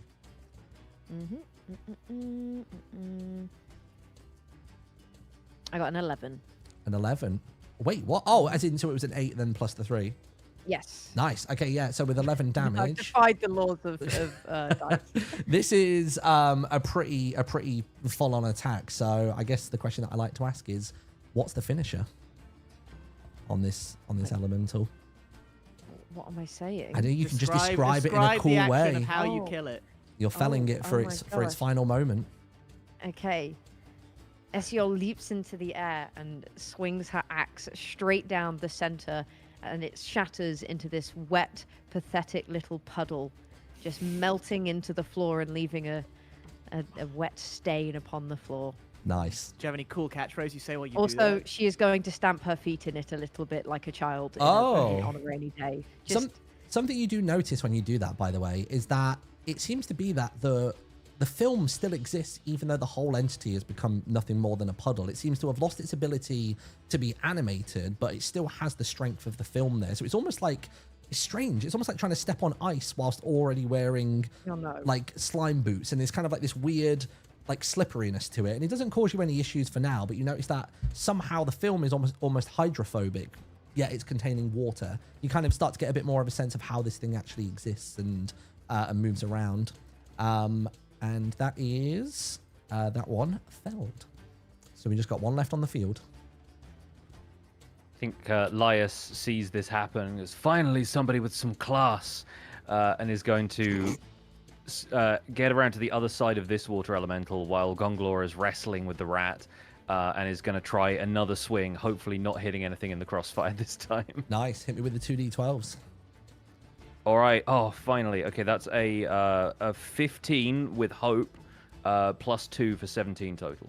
Very, very good. Oh, you know, one thing I've not done so far is I've not been reminding you guys, when you roll with hope, you get to +1 to your hope counter on your sheet. Oh. So anybody that's rolled hope during this, if you can recall, add those on. Because that you get that every time you roll with hope. That's a currency you get to use to activate an abundance of different abilities that you have. So feel free to chip those on. That might be the first time I've actually done it, because I rolled with fear and then I crit. So, You've just been critting like there's no tomorrow. All right, roll me some damage for this attack. So damage for that one, that's a 5 plus 3 for 8 damage. 8 damage. Nice. That's going to mark 2 more hit points. And for the final time in this encounter, what's the finisher? So I think having swung at it horizontally a couple of times and seen that that's had mixed success, it went well once, but then it learned. I think I'm going to take Esiol's cue on this and bring the staff sort of two-handed from the top down and cleave it the head to the legs, just straight down the middle. Nice. So you do the strike down the middle, and again, everything drops into a puddle. It doesn't completely disappear. It doesn't evaporate like the smaller cutoff that you had previously, but it has brought an end to this scenario. You all breathe a momentary sigh of relief. I don't, because I'm still grappling a rat in the middle of the room. So for those of you that can still see, I also which is, still have an important action to do. We'll get there. Okay. So you notice that Esiol and Laius, because you are attentive to the situation, you look at the puddles around you, you're stomping on them, you're kind of just glancing at them out of pure curiosity, because you've never really seen magics quite like this before. You've seen actual spells and things that cast magic out, but never different kinds of, I guess, like being take form from seemingly like mundane existences. I think I'm trying to like stir it with the end of my staff, just like putting the butt of the staff into the ground. Yeah, and as you do, you start to notice that your staff actually begins to push upwards and higher, and all 3 elementals rise back up again in front of you. Seemingly, this wasn't enough to do it. Like, they've come up again. They are unable to take on more of a humanoid form like last time, but now they do look particularly kind of like melted wax. They've got this awkward animation to them, and they swell as though they're about to attack, and they're increasing their size, and then suddenly the surface bubbles and you see their focus shift. One of them just immediately like looks over at the fountain. Two of the other ones decide to flee off in different directions towards the various waterways that exist around the very damp town that is Orchidia. You watch as the one going into the fountain manages to worm its way around the back of the centerpiece and go down some kind of drain. And that is basically how that concludes. So they have vanished from sight and seemingly weren't properly felled. And you see Felix, who's the older of the two watchers, rush to Derek's side. And he's like, "Oh, come on, lad. Come on, breathe." And he's there and he's trying to help him out. At the moment, he's just a slump on the ground. Like Derek is still just lying there motionless. And he starts trying to perform CPR. And Felix's own breathing is becoming more labored and more panicked as that real reality of maybe Derek is going to pass here starts to creep in. And he's pushing and pushing. And he blows and he pushes and... And finally, he manages to expel what you already recognize as an offcut from one of the water elementals, which is actually inside of Derek.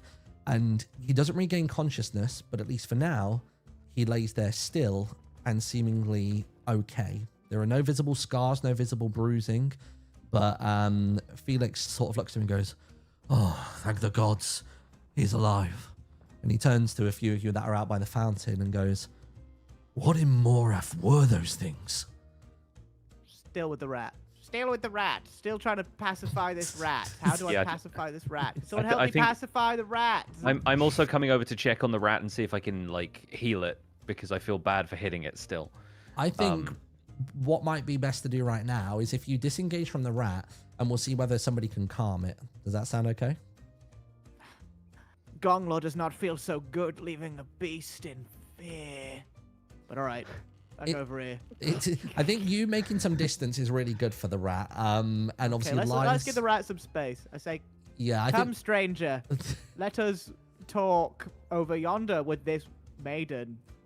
This is probably going to be, I would say, probably on Esiol to step in here and potentially calm this rat, if at all possible. Oh, I've got two cams there. Give me just 30 Anybody seconds. any good at calming rats? Anybody? Me. No freaking way. You. You are a strange for creature. If you move aside, you are in the way. Of course I can. If you are. Out. Okay, go for it. Give me just 2 seconds. Sorry. I have to give the man 2 seconds. He is saying something. Ribbit. Oh no, I've changed the wrong one. Oh Jesus. Give me a minute. What is your name, maiden? My name is Esiol Turner, and who are you? I do not know who you are. I saw your tongue action. I am confused. Very impressed, I assume. My name is Gonglor, and I do not require applause. I am merely a protector of these swamps. The swamps of Orchidia. Okay, well that is good because my hands were not made for clapping. They were made for fighting. I do not applaud you.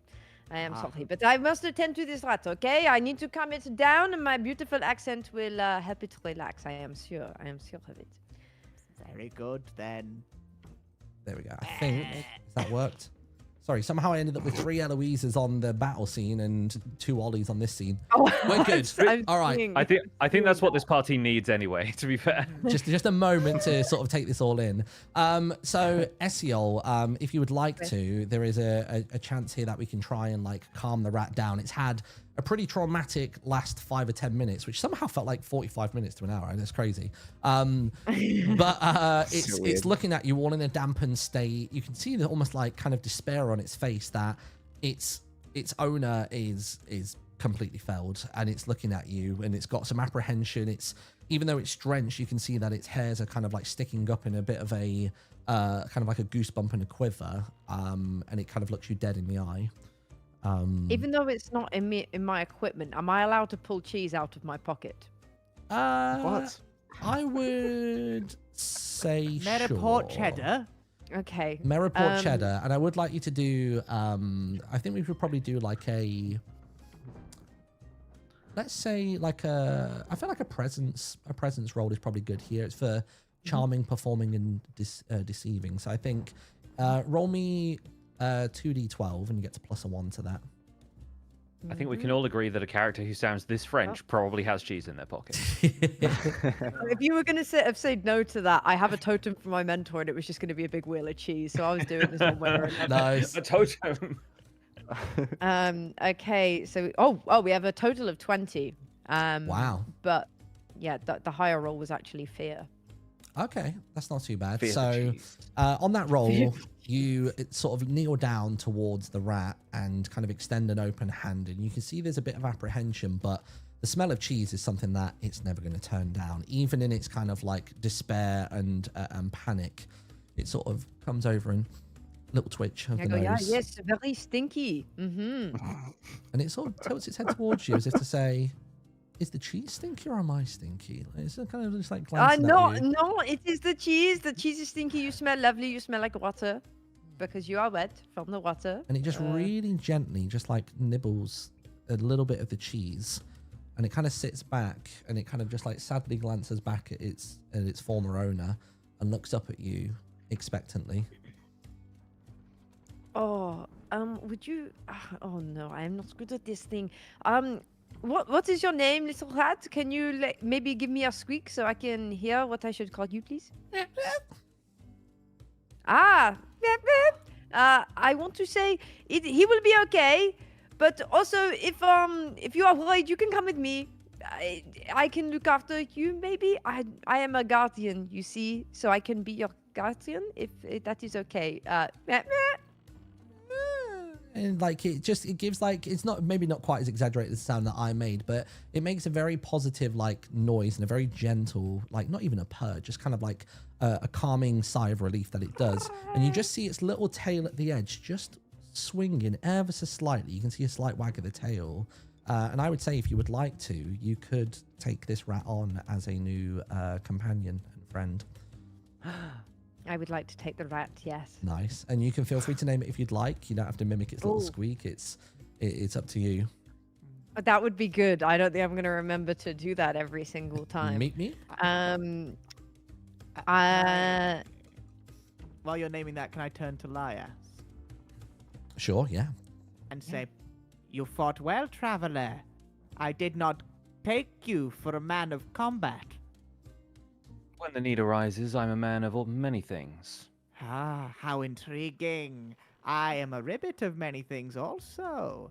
Perhaps we should reconvene in this local tavern with our fellow combatants and discuss what hath occurred in these fetid streets. As long as we Then can be as you- sure that one of these creatures isn't coming out of the taps. Well, perhaps we must do well to not drink the water if it is not filtered. And as Where's this my occurs, one of the watchers turns to you and goes, actually, no, Horace, I'm desperate to know what you're up to. So you know those sitcoms where like I guess celebrity enters and then they have like a phrase that they say and then the laugh track starts. Yeah. So suddenly a little knock on the door happens and then Horace emerges and says, "Someone order some milk." Wait, did you bring your own laugh track? Wait, how's he We done love a that? Discord soundboard. That's what we like. Yeah. And then I say, "Oh, well, I had this glass of milk because I thought maybe we could use it against this water. Good heavens, you have done it brilliantly." And then I just have a glass of milk now. And then I say, "Well done. You did brilliantly with your tongue," to Gonglor the Good. Well, Gonglor's tongue is not his strongest weapon. His strongest weapon is his calming presence. I will say perhaps the milk will assist you in growing stronger muscles, Horace was it? For running off mid-battle is not that of someone who is good, not the behavior of a good man.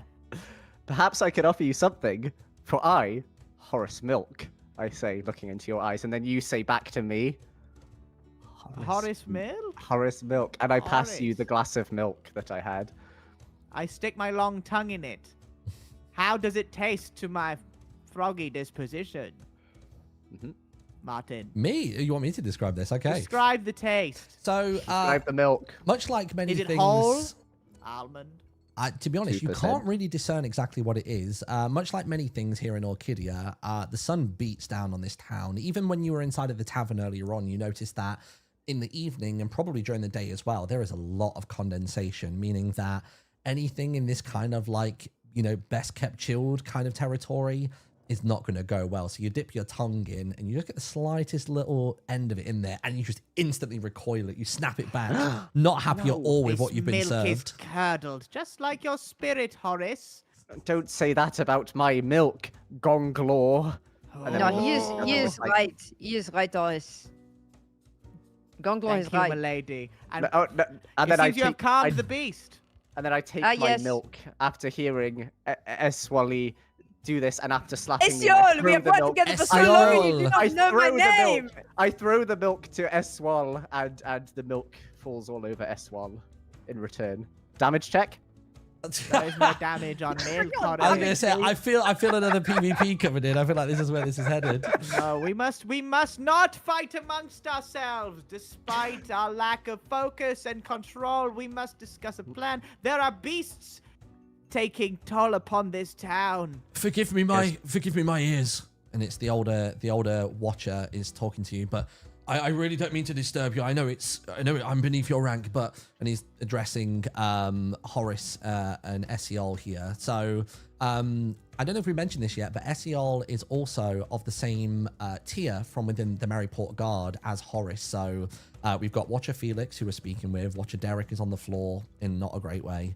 And Esiol and Horace both belong to the second rank of Maryport, which is listeners, which is why he refers to you both as my ears. It's a very broad general term that a lot of them use when recognizing the ranks. And they will refer to people like the speakers as my words and the watchers as my eyes. It's just it's like a sign of respect from the locals and even within the ranks themselves of talking to one another.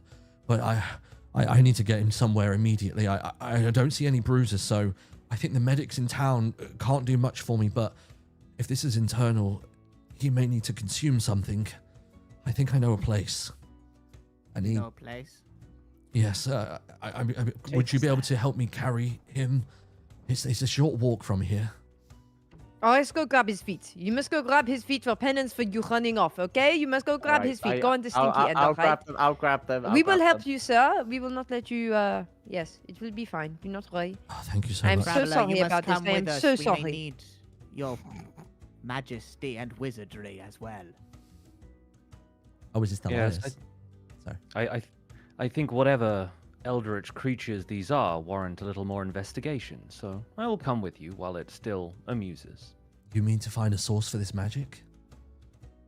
One hopes, and quash it immediately if it is a danger to the people of this fine town. Oh, thank goodness. And you see, as this discussion's unfolding, that a few more watchers have now appeared. They were actually asleep because it tends to be 12-hour shifts that these guys are doing, very overworked. But they've come over and they're now actually disposing of the body of the rat's prior owner. Do we have a name for the rat just yet? Burr. Burr. It means butter. Oh, how's that spelled? Butter and milk, eh? B-U-E-R-R-E. B-U-E-E-R-R-E. B-U-E-R-R-E. B-U-E. It's not expecting this to be such a Is it dairy-focused game. B-E-U? Hang on, it might The be cheese, the milk, the B-E-U. butter. No, it's B-E-U. I'm just going to type it in Discord for you. But B-E-U. There. I Yeah. don't know how I'm going to say that in this interesting voice of mine. I assumed it was short for camembert. Yeah. B-E-U-R-R-E. It's Nice. butter. I know this is a lot of me to ask, but I do wonder whether I'd be able to use your new companion as a means of transporting my fledgling here. But I only just got him. He just joined me, not you. I'm not trying to take him from you. I promise. Oh. He will help us on our way. Okay.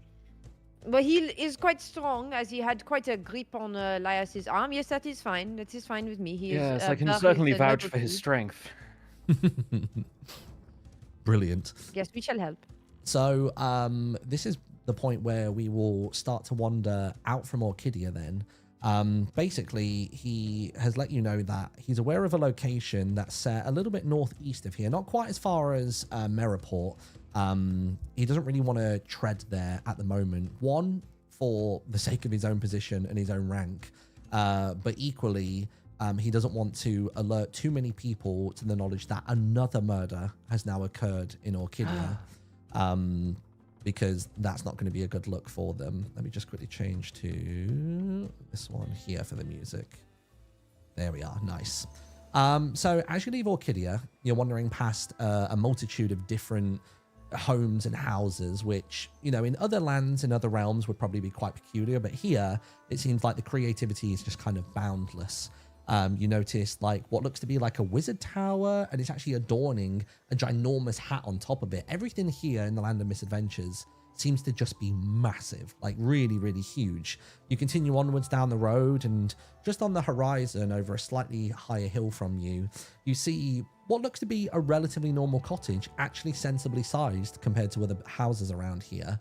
But then you notice next to it an absolutely ginormous tree, like so big that it makes it feel like you've been shrunk down and you're stood on the pebbles of some kind of household bonsai. It's really something quite special to behold. You continue onwards on your path. The sun begins to rise as this battle took place in the late hours, and the new day is dawning. And that's when you notice the light shining off of a ginormous bell in the distance of a bell tower. And it catches some of you in the eyes, only for a brief moment, and you wander in. And Felix turns to you all and goes, "Right, we better be careful here. This place, they call themselves a community, but honestly, it's a cult. They've put in mail and they've put in flower shops and all this sort of stuff, but there's more going on here. I'll move briskly through here, although I am going to ask if we can stop."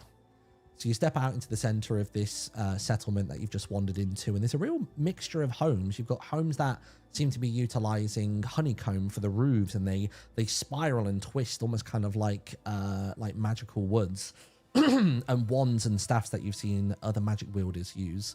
And in front of you, Felix says he needs a moment to go and approach this cottage, and it's held together by a strange assortment of mud bricks and wood and vines. Almost just kind of looks like the earth has been pulled up in some kind of way and just forced into shape and into form. On paper, it looks like it should be frail, but you feel it as you walk up to it, that this building has a bit of a presence. And that curved feature of the woodwork continues on this building as well, almost like a crooked finger hanging off, and there's a giant green sphere, which even in the daytime casts a little bit of light and a bit of shadow on everything. And suspended, and basically he walks up to the door and goes, "Victor! Victor, wake up! I know you're in there! If this was your doing, I swear I'll..." He's not in there. Somebody interrupts from the side. You glance to your right, and you see a particularly handsome fellow. Rugged blonde hair, white and green clothing, and a satchel over his shoulder, filled to the brim with what you can tell are packages and letters and newspapers. And he sat atop a very well-kept rat, certainly in better shape than old Beer currently. And the sunlight reflects off of its fur, which is really well kept and almost changes the illusion of what color it actually is at times. And it sort of eyes you all and takes a little whiff and sort of twitches its whiskers and monitors each of you, then continues to look around indifferently. And you notice that the name tag on it says Dennis. He's not. No, he took off like a week ago, the new person says. The place was basically empty, but only for like a day or two, and then that landlord lady moved in, and, you know, the one who bought up most of Orchidia. Yeah, I'm familiar with her. Makes sense why nobody's bloody home then. And it's pretty easy to tell that Felix is not the biggest fan of this landlord that's being mentioned, but doesn't seem to want to linger on it too much. So, where'd Victor go then? Well, oh wait, what was that? Sorry, I've lost my place. Oh yeah, sorry. And this new person goes, "Well, beats me. I only know where people tell me they move to or what they write in their letters." And as he trails off the end of that sentence, he looks over at Esiol and Horace and goes, "Oh, my ears. That was just a joke." And he sort of bows nervously towards you. "Look, all I'm saying is my job gets a lot harder when people don't tell me where they've gone, all right? It's selfish, really. It holds us all up." And he starts rifling through his bag and he goes, "Yeah, no, nothing here for you, Felix. I better run along. Misinformation's not going to spread itself. Okay, bye-bye." And off he goes. Laius turns to the others and says, "As the saying goes, manipulate, mansplain, Mailman. You are so wise, Laius. Like a wise milkman. Yasiel just raises her eyebrows with a slightly bemused look. Is it often common to see such whimsy and confusion from the delivery men around here? I, of course, do not have a homestead. I do not receive mail. Well, he's unorthodox, to say the least, but, you know, he gets the job done eventually.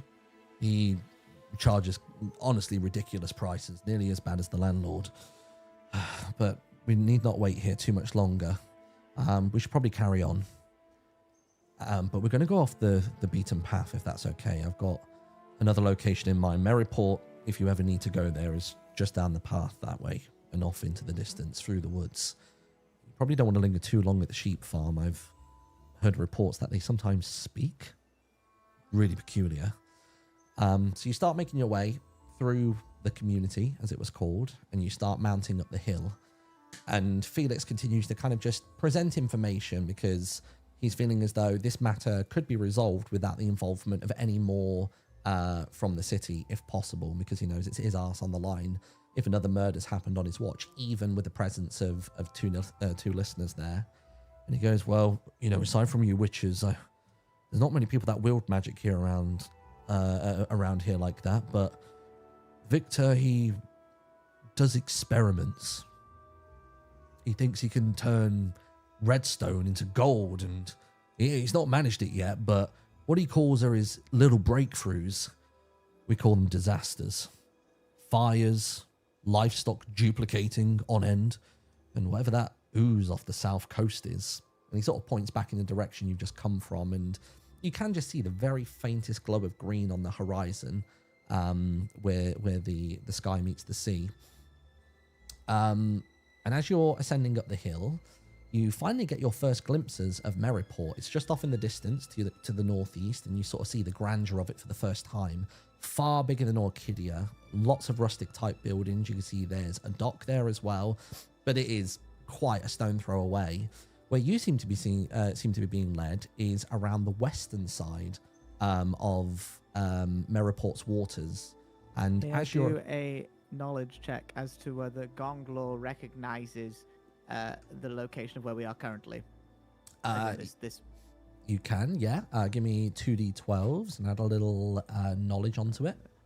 because Gonglor knows the waters, and I feel like if we're on the western side, we're around the dock side. Mm-hmm. That is kind of area. It's a 9 with her fear. A 9 with fear.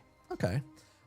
So you are familiar with the things that are located in the water and the immediate vicinity, but you're set quite a ways back. You're probably a good couple hundred meters away from Maryport itself.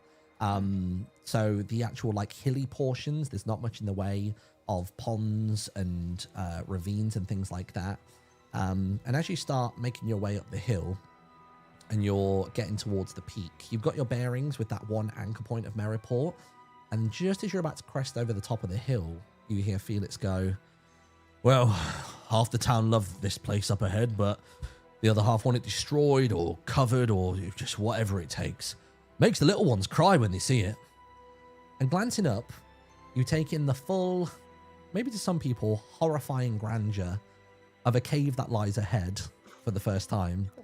Its hollowed eyes are pretty huge, and it has this ginormous gaping mouth that can only be described as a whole as resembling like an anglerfish. There's dripstone reaching and hanging from the threshold that mimic teeth. Little kids swear they've seen that thing blinking before. I don't know about you, but I've never seen a mimic bigger than a chest, or a barrel for that matter. And as you scale... It's quite mysterious. This cave hole. It is. Like we think we know who lives here, but you know, people come and go from there as they please, and that's the reason why we're going here, because they deal with matters of the internal, of the spirit. And Then we must go inside. You do. So you approach closer and you make your way up the stone winding staircases, kind of spirals within the inside of the corner of the mountain which this rests on top of. And you sort of catch sight of Maryport and lose it again, catch sight and lose it again, until you eventually reach the top of the stone staircase, which has just been carved out with brute force by the looks of it through the tuff of the earth. And then what lies in front of you is a giant tongue. Now, fortunately, it's not a real tongue. It's just made up of terracotta and red mangrove wood. And it reaches all the way up on a gentle slope and curve, like a sort of a long S shape, up into what you would deem the mouth of the mysterious cave in front of you. And you're slightly horrified that you can feel a squelch under your first steps onto the tongue. It adds to the realism of it a little bit too much for your liking. Like, there are ponds either side of this strange staircase, but surely nobody's been diving into those. Lias looks at Gonglor as we start to step on this tongue and says, "Behave yourself." I'm too entranced by what we are stepping on and the general atmosphere of this place. I feel like I almost recognize it. It feels like almost a caricature of myself with a tongue this long and tricksy. It's not too far taken away from it. Can you describe for me, there's a smell that is clinging to the air around here that I think Gongor can take in. It starts to wash over the other adventurers a moment or two later, but you're the first one to get a real hit of it with your heightened senses. Sort of an acrid smell. Not a rot, more just a damp. A damp and a sort of like a wet, mossy smell emanating from the cave. Oh yes, a moist place. A sort of a moist, damp, homely to me, in a way, kind of place. Yes. Moist and squelchy. It's wet in there, I say. Are you okay, It's Horace? wet. Are you okay, Horace? Are you okay? I'm fine. I'm just taking it. I'm taking in all the moisture. There's a lot of damn. Come, Horace, bend down with me. I bend to the ground and I run my little finger along the ground. And I say, "Taste this. And then This is I fresh water, not then like I what you take- drink in Orchidia. This runs down from the mountain above through the And then I- dripstone." and then I take Horace's finger and I You're wait. Horace. Ollie, do you want to put? Sorry, I take Goggle's finger. Do you want to put it like here that I can like? Yeah. So Other way. Yeah. And then That I looks and too then good. I lick the finger and I say yes, Gogglor, moist. tricksy tongue you have as well, Horace. Perhaps I I just- underestimated you. Think of And it then as we look the milk of the mountain. Ah, A something wise I've man, realized. Elias. Unless you would do well to stay on task after your previous failings. Remember, we have a man to help here, and you are what is this? Crawling around on the floor and licking things. Ah, me, are you 6? I don't know. Me no. Ah, come on. You know, sometimes you've got to just experience life as it comes. Yeah, I am as experiencing will the sticky you. ground just as much as you are. I just do not put my feet in my Why hands. and my don't you everything in lick it. Gonglor's finger? Gonglor, please. There is a finger for you as well if you are intrigued. Sorry, I'm No, French. thank Lick you. the Yeah, finger. Lick I the am finger, okay. Thank you. Esmeralda. I do not put It things is I do not okay. know in my mouth. Sorry. We all appreciate things in different ways. I think we must step inside if we truly want to immerse ourselves in this mysterious cave hole and all Yes, of I its think- bounties within. I think we must keep going. I think so. So you continue up the tongue, and you eventually pass Continue the up the tongue. threshold into the mouth. And you were correct. The moisture from the mountain causes this strange, almost mimicking of salivation from the teeth and the gums of the dripstone above you, and it just blick, blick, blick, just drips on your head, and it gives some of you the shudders, and you're not enjoying it particularly me. much. And the first thing that you're met with is a bar, not too dissimilar to the tavern that you were in previously. Similar materials making up the top. There's barely enough seats for just your party, let alone a rat, a watcher, and an unconscious watcher. There's a central pillar acting as a support in the center of the bar area, and you can see that it's taken a lot of weathering over the years. It's sort of beginning to bear cracks where moss has crept in, and I think it's nature's way of trying to preserve it as some kind of repair glue. There are black banners adorning this central column and the entire back wall of the bar, and it looks almost as though it's trying to mimic the back of the throat of this beastly mountain that you've just walked into. And either side of it, there is like a dense wall of glowberries just hanging either side, and you're thinking, those are some pretty impressive tonsils, if that's the case. each step that you take, and as you call out to ask if anybody is here, they sort of pulse and react to you. Even though it's the middle of the day, the shadows cast by the jaw of the cave allow you to see that there's a little bit of reaction and a little bit of flickering in it. And that is when, behind the bar, you just see the tiniest little piece of copper sticking up and out. And I think that's where we're Hello. at for today. Who goes there? How are we doing for time? Do we wrap there? We can carry on. I don't have to wrap at 9 today now. So. Oh, okay. Fantastic. Yeah. Okay. So, yeah, you just see the tiniest little bit of copper sticking up and out the top, and it's just moving around, seemingly autonomously, and it's quite a strange sight to behold. Esiel's going to peek over, and she says, "Excuse me, hello, sir? Is there someone there?" Oh, guest, hello. Oh, yes, hello. Hi. hello.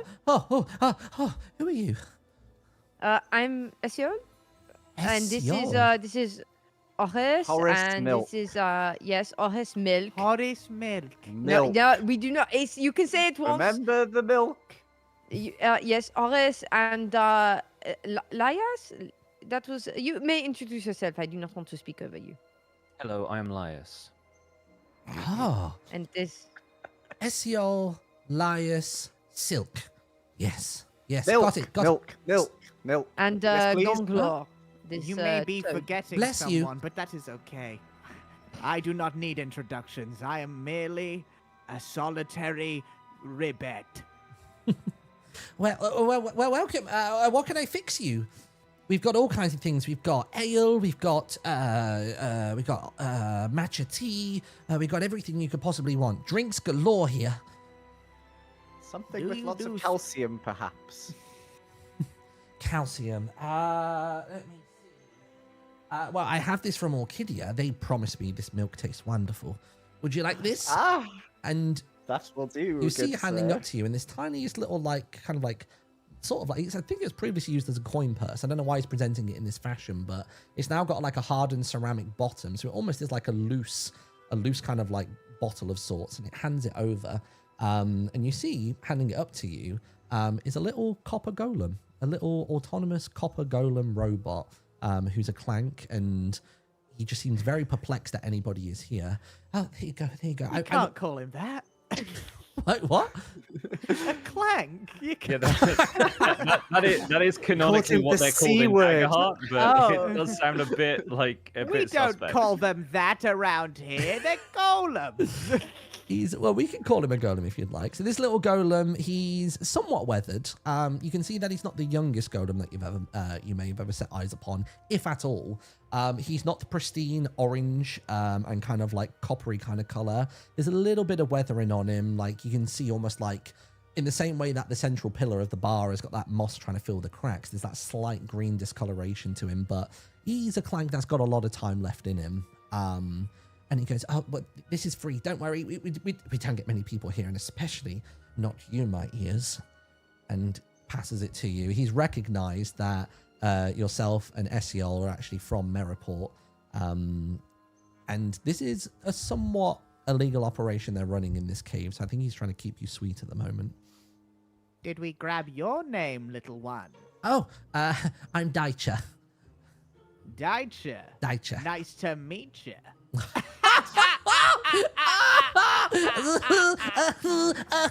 That's how he laughs. It's just really. Oh, That's that is amazing. quite a boisterous guffaw that you exhale. I don't even know what that word means. Neither do I, Daisha. What can I get you? Oh, Gonglo would like a bucket of moss. Oh, perfect. I think we've killed Cam. You okay, Cam? Sorry. Milk got to my head, man. Oh. Your Nice friend to must meet like that He's milk. on the milk train now. So Jeez Daisha goes, Louise. He's Moss. drunk on the job again. Oh. He's like a newborn baby. He's milk drunk. Oh, he's milk drunk. Yes. Yes, it does sound. It does seem a little fermented. This milk from Orchidia. I'm lactose intolerant as well. And as this is all Don't let him unfolding, near the bucket, Stitcher. why not? You don't want to see what he'll do this evening.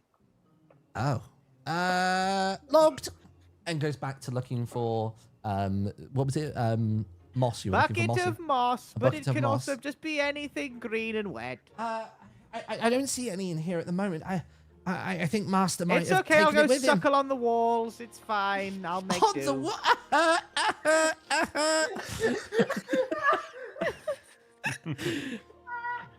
Enough You of the say frivolities, master. and Watcher Felix breaks through. Right, little one, I need your finest healing potion immediately. Whatever for, my eyes. My friend over here, my comrade, he was bested by some kind of water beast. Water beast. Elaborate. Well, it was water, and it took on form, and I think it climbed inside of him. Oh, I know. There we are. And it starts looking around, trying to find the correct remedy or ingredients in order to try and help Derek. And you look in the background, and Felix turns around and kind of takes, as Felix has been slumped over in kind of like a, draped clothes on the end of a bed fashion. And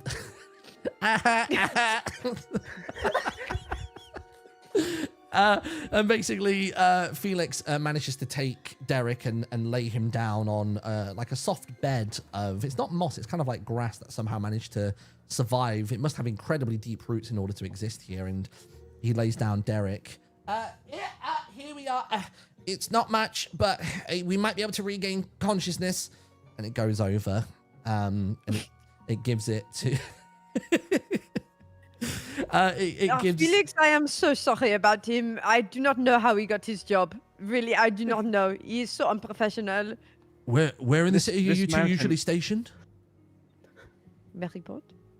No, but where in the city? Oh, well, it changes every day, you know? Yes, this is true. You see him just sort of like, you can see him making a mental note, and just like, you can tell that Horace is upsetting him. Like, Horace is finding everything way too funny for the severity of what's going on.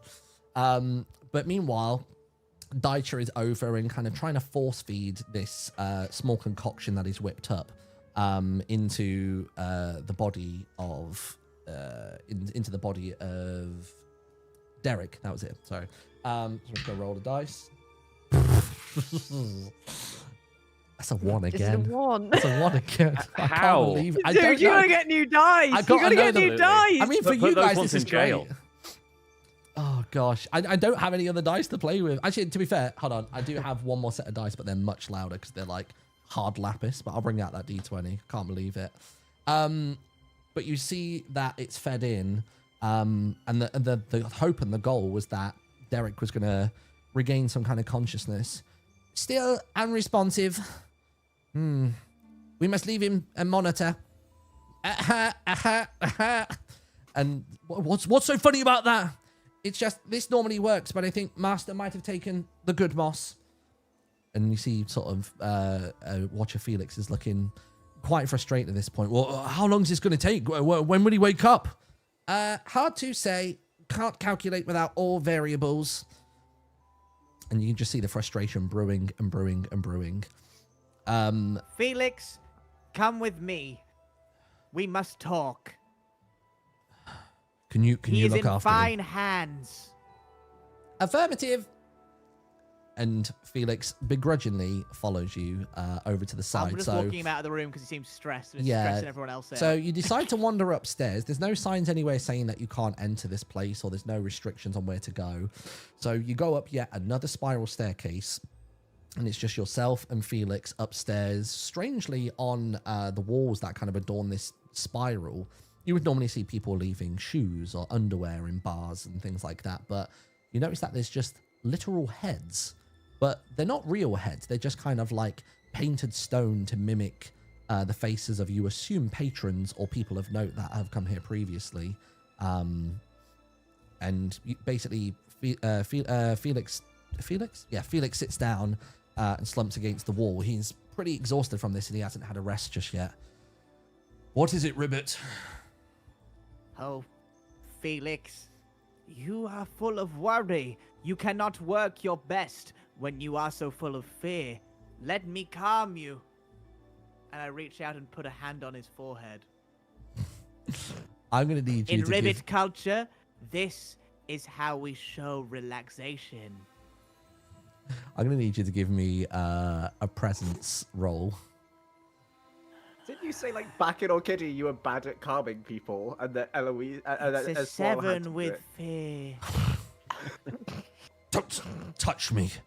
You see he's starting to get a lot more angry about the situation. While he's down there, maybe dying, you're up here playing silly voodoo. Hey, What we I'm need- not doing silly voodoo. I was taking you away from the situation. You weren't being very good, and I'm Gonglor the Good. We need you locked in, soldier. Okay? To No me, you more look more like silly Gonglor the men. Goof.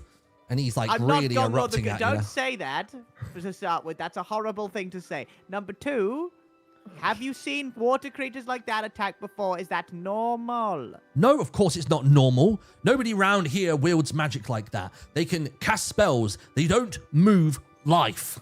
They don't move trees. They don't move bushes. They don't move any of that sort of stuff. The only person I know who's gotten even close to that is Victor, but we don't know where he is. Intriguing. Perhaps we must ask a magus. And then I say, Lias, could you come upstairs, please? 1 second. Lias goes over to Daisha, the golem, and says, can you tell me what was in that concoction? I'm a forager myself, and I have knowledge of some herbology and ingredients. Well, normally we use the good moss, but I just had to use regular moss from around here. In addition to that, there are some fungal mushrooms, and there's also a little bit of iron flecks in there. Not enough to upset a human stomach, but just enough to cause a little bit of restoration for them. Yes. Where might we find some of this good moss in the area? Perhaps we can find it and assist you in preparing this remedy. It's quite far away. You'd have to travel far, far east, all the way to, I mean, maybe the Ribbit is from there. You'd have to go to Tadpole's Rest. They're known for their moss. It's a journey we can make if it is the difference between this man surviving and dying. You mentioned a master. Who is he? Oh, that master is Oliver. He's not here right now. He went to Merriport about a moon ago and yet to return. He said he was going for supplies and to woo the wild rose, as he said. Perhaps we can keep track of this Oliver if we are passing through Merryport on our way east, and maybe he has some of this good moss for our good friend here. Now, I must attend to business upstairs. Yes, Gonglor. Lias, And, Lias sort of wanders up the stairs to where the two of them are hanging out. my compadre, welcome. I believe in our combat before, I witnessed you do a spell before you started smacking him with the big stick, the water creature. Are you a magus? After a fashion, yes. My magic is more of the earth than of the stars. Intriguing. Have you ever seen a construct like which we faced? These, I hesitate to call them elementals, to take a form and to fight against man and beast, seems unlike them. They are normally much more calm and content to dwell where the waters lie, but to form up like this in this strange film that seemed to cover them, most unnatural, perhaps a concoction of this Victor of whom we have heard. Then what do you deduce? We should find this Victor, but I think the more urgent matter seems to be to cure our friend here of his malady. Perhaps this would help calm our friend the Watchman here. Perhaps. Let us bring up our two other friends now. Horace! Esiol! And as Horace Horace. ascends the stairs. Yeah, what? No, what? Horace, you can come SEO, upstairs and you can pull yourself together. Where are you? Are we? Oh, I say upstairs. We just watch them walk upstairs. the wine- I was- There's only one way to go. I don't know the way. Come Okay, sit well, here by the curiously painted heads as we plan our course of action. Gonglor is no strategist. He is more muscle than mind. And yet, I believe Lias is right. We must save this man in order to fix Felix's heart, in order to save Orchidia. What say you? Yes, I Yeah. think that was Yeah. the Do you have any obvious- input? What's your vibe on the whole thing? You guys are listeners, right? Have you seen anything like this before? As well. SEO, oh my god, we have worked together Esquam? for so long and you cannot even get it right. I don't know what to say to you. And Felix at this point is just recoiling inside himself. If he was to ever like mispronounce a listener's name, he knows it wouldn't end well. As I well. have not heard of this kind of thing before, no. It is very strange. I think it is interesting. It went back to the fountain. Maybe it is in the sewers. I know we have that, there is a slime issue down there, but I do not know. This Victor, there are always whispers about him. He is a strange man. So yes, we must... Felix, if you think we must follow that, then we will follow that. I do not know. Argus, do you have anything to say? No. back off. No. No. Oris, how did you I get think- your job? I think we should go together to this tadpole's rest, perhaps, Yes. as then we might find the remedy for this problem. Certainly sounds like a good option. Alternatively, when I was last in Meriport protecting the locals, I found a pamphlet. Now No. this might be a far cry from whence we came, but it told me of a bench. A bench A bench, you say? far away, where if you were to sit upon it, knowledge would be fed to you from In minds the even greater. Western Isles, perhaps. I've heard of such a place. Nestled next to libraries of old. Perhaps those libraries would cover this construct of magic. Perhaps this library has the secret that we need together. Sounds to me like we've got two options, but realistically, I've just made this one up. So you guys can. And as you're discussing this, you hear z z z z z. Did getting somebody louder. say Victor? Yes, we did. Do you have something? Do you know something? You mean the Tinkerer? No. Yes, Tinkerer. he What do tinkers. What do you know of him, small one? Well, he has been a nuisance. Well, everybody knows that. Yes, but more specifically, in the past months, he's been working on my kin. What do you mean? Ah. He's been trying to upgrade us, he says. But we're fine, right? we're optimal already. So you know where he is? Well, yes. How could you not? Oh, my Discord's gone. Sorry, my audio went there. Quite a Hello. malfunction there, Daisha. Daisha's just like freaking out for a moment. He keeps saying that we need to be better, faster, harder, stronger. He's taking over the mines, our copper mines. He copper keeps mines, yeah. working.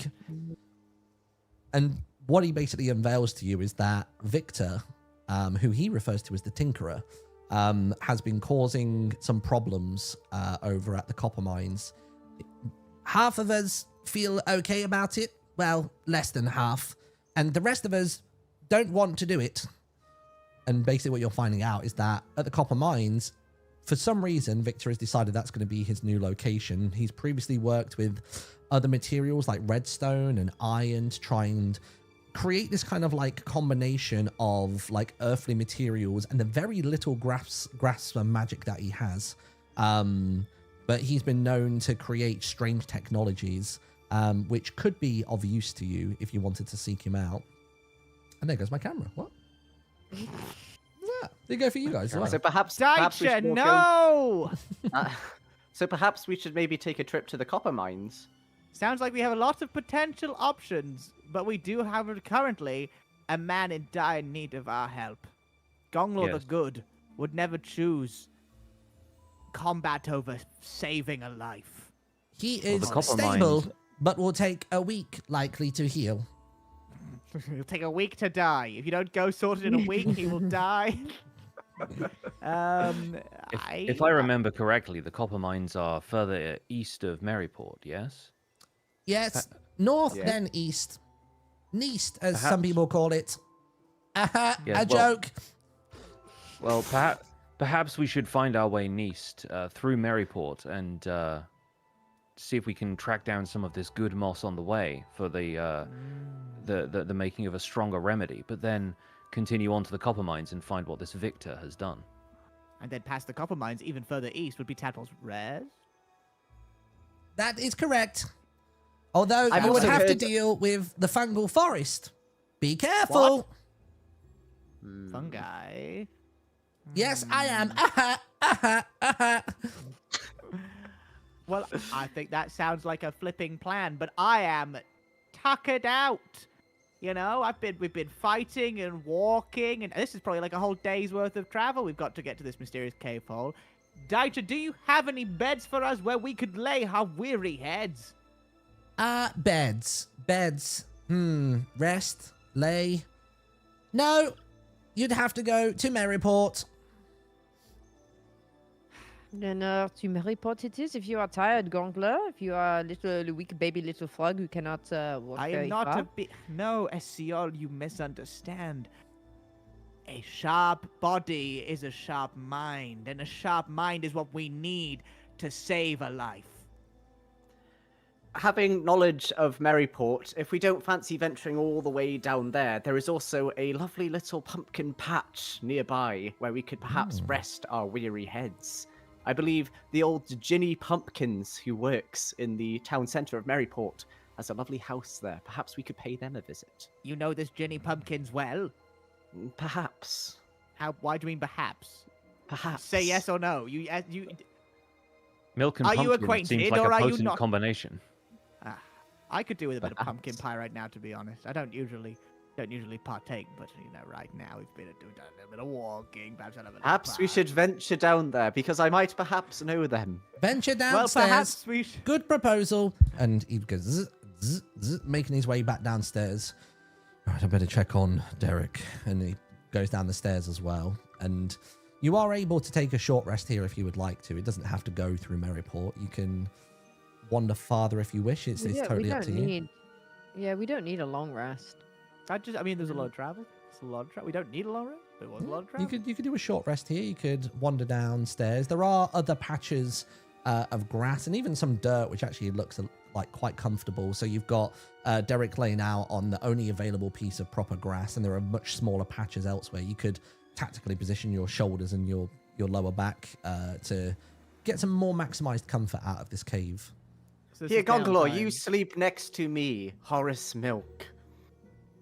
I'd prefer sleeping closer to the running water. I will be sleeping down by the water's edge. Goodbye, Horace Milk.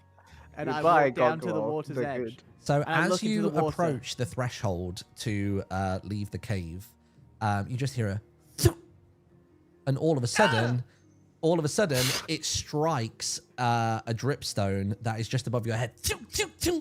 Three more, maybe even a fifth one. And all of a sudden, each of you looks up and sees the wobbling and the loosening of a dripstone. These various teeth drop down towards you. Esiol, watch out! I use my tongue to knock her out of the way, as I thought she was in imminent danger. Well, I need everybody to roll me an agility. Your hates lick. I would like everybody to roll for me. Actually, no, maybe we'll hit pause there. So Yeah, the do that. dripstones are falling down towards you. Something is amiss here. Something is afoot. And we'll find out exactly what that thing is next time. Nice. Hell yeah. Good, Yay. good. Oh, Daggerheart. job. Well done, Martin. Gosh. Oh, Yeah, well that was done, awesome. Martin. DM. So there we are. A cliffhanger, quite literally. They are hanging off the cliffs. The dripstones are making their way. I for one, I'm excited by the mysterious. think I'm chat going to needs kill Horace Milk. Chat needs to celebrate this with the traditional thing for people who GM well on Twitch, which is to gift some subs. Yeah. That's- That'd be kind. I lost my way a few times there, but as a whole, it went all right. It went all right. no, that was a really great introduction. I love that. We got a little bit of It combat. was. We That was got so good. to have a chit chat. Got to wander through the community lands. Reminds me of a server I play on once in a while. Yeah, Yeah, it there you does. go. There you But go. you Did you got see right my at picture home that at I the put end in there. there? I drew Gonglor. Is that what Earlier Donglor looks today. like? Let me see it. That's Gonglor. Feel free to show him to the class. Where is he? Gonglor. Oh, I love him. He's the best. Look at him. Oh, That's- I Goggle's see great. I see Hold the on. shine and the aura that's emanating from him as well. Yes. He's a pretty Oh, cool Lord. guy. He's a pretty cool guy. Yeah. Nice. So, Oh my where God. we are leaving things this time around then, so we're aware of somebody called the Tinkerer, or Victor, as the Watcher Felix seems to know him as. We know that there's some magical properties of a more refined moss available. Still no certainty on what you faced in Orchidia initially. And one piece of information that I will give you as well is that just prior to the dripstone moment, as you're all making your way back down the stairs, Watcher Felix had mentioned to you, because he clocked Essiol talking about the sewage system and the slimes and things like that. He reminded you that Orchidia doesn't have sewage in that way. The fountain is kind of independent and derives from the sea nearby. There was an attempt to create a sewage system at one point, but as you can see, they live a lot more in the land and the mud and things like that. So it might not be quite what it seems on the surface. And that's all I will say for now. The muck. Intriguing. We have a lot of places we could go. Yeah, you got options, choices, directions to wander. It'll be so interesting to see how this unfolds for the other group as well. I was gonna say, how are you running the same campaign with them, or is it? Yeah, I'm going to run the same campaign with them and just to see how it differs. I don't think this is only my second time GMing, so I don't think I want to go West Marches just yet. I think it's a bit beyond my pay grade. So it'll be the same stuff, but there are other routes, like they may have gone to Merriport and they may never go to the Mystery Cave. That one was kind of more so by request from you, the Mystery Cave, and I thought, we could do that. Well, I was gonna direct us there myself, but then you directed us there anyway. Well, it's because you'd mentioned it before, and I thought, I you know know, what, yeah. I can write around this. This works. Originally in my head canon, that was gonna be my home, but then I realized that you were taking us there, and I had to be surprised by it, said it wasn't my home. Oh, okay. My bad. But no, I like it. It's cool. So for people asking in chat, the next session with this group is going to be exactly a week from today. So that's going to be on the 14th of October. We'll start earlier, I would imagine, because I've not got anything clashing with it. So we could maybe even go from like 5 o'clock or something. Yeah. So that we can squeeze in lots of it. I'm hoping we finish it in time, but I mean, if you guys are still enjoying it during session 2, I'll take a temp check in the middle of it, because I think that time around we'll have a break in the middle. If we're going to do like more a 4-hour thing, we'll do 2 hours, pause, and then we'll do the rest.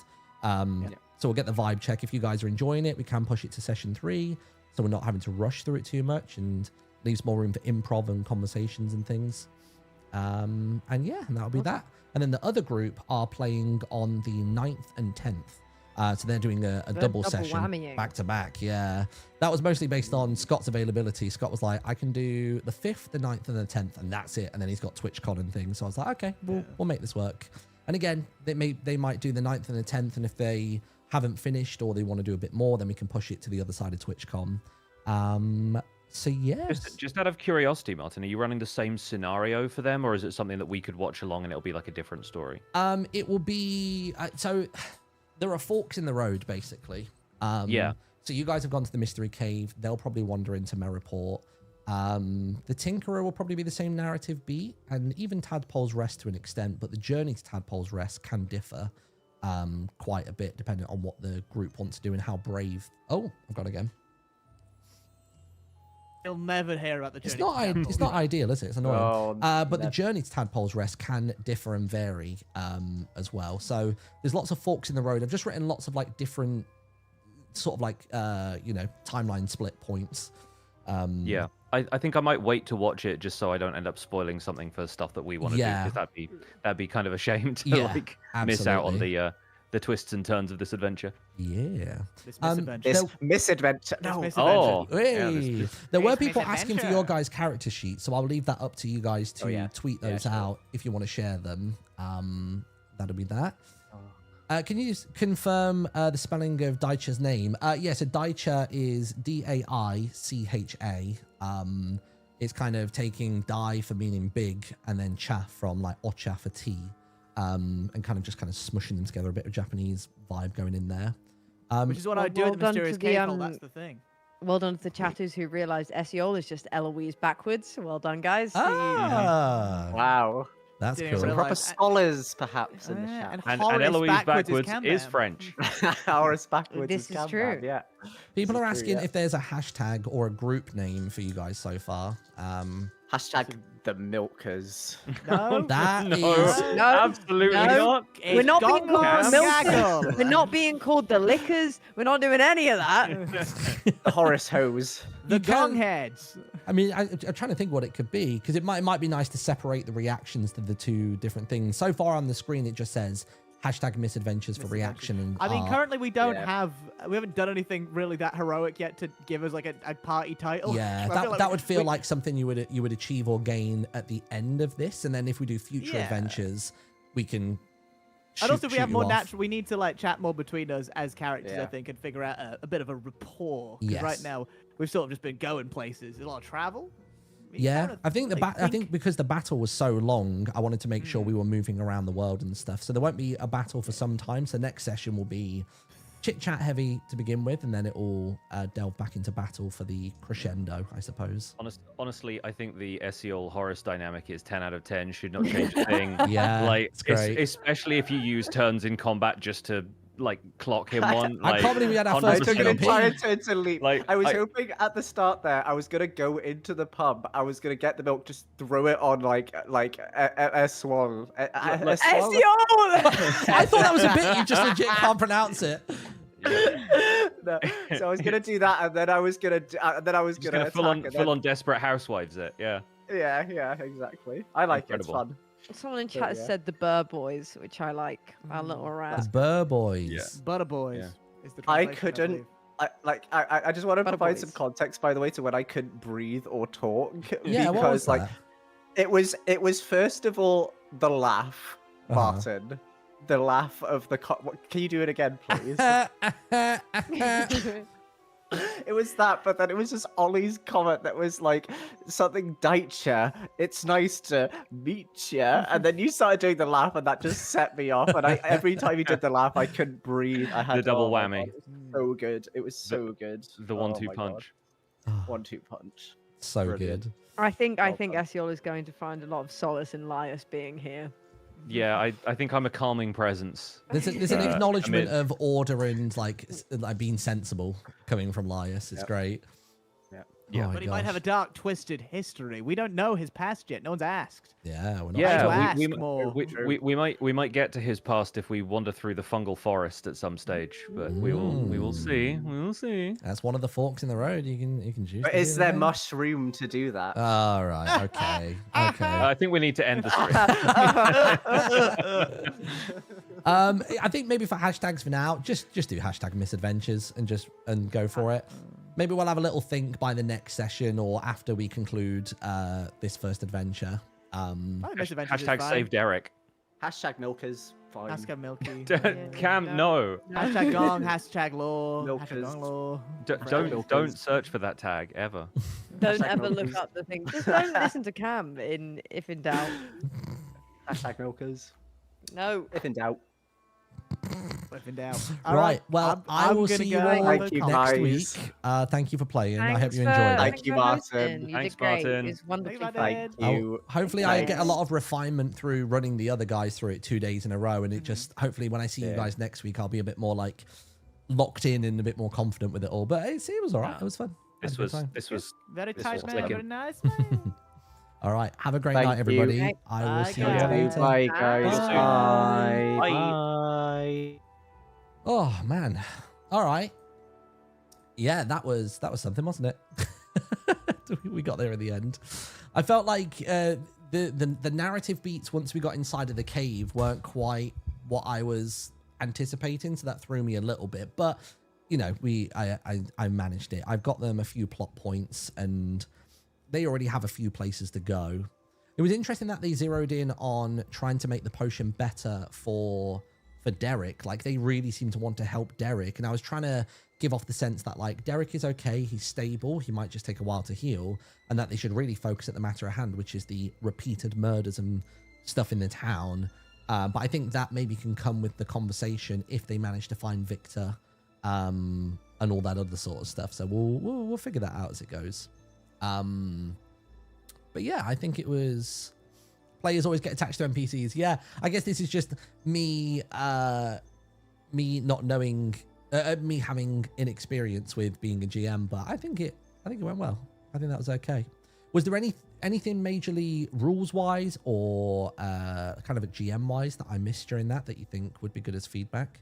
The one thing that I didn't do this time was say what players did or speak on their behalf this time, so I managed to nip that in the bud immediately from the one-shot, the quick start adventure that we did previously. I was trying to leave a lot of room for the players to talk to one another.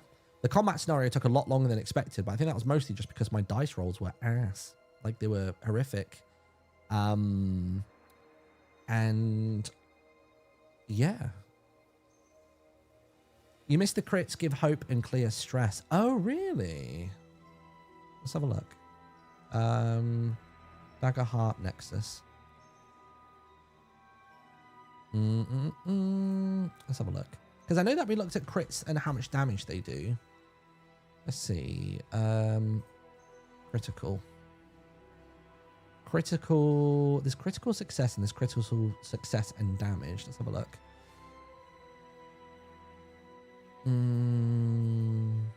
It only mentions about damage values there.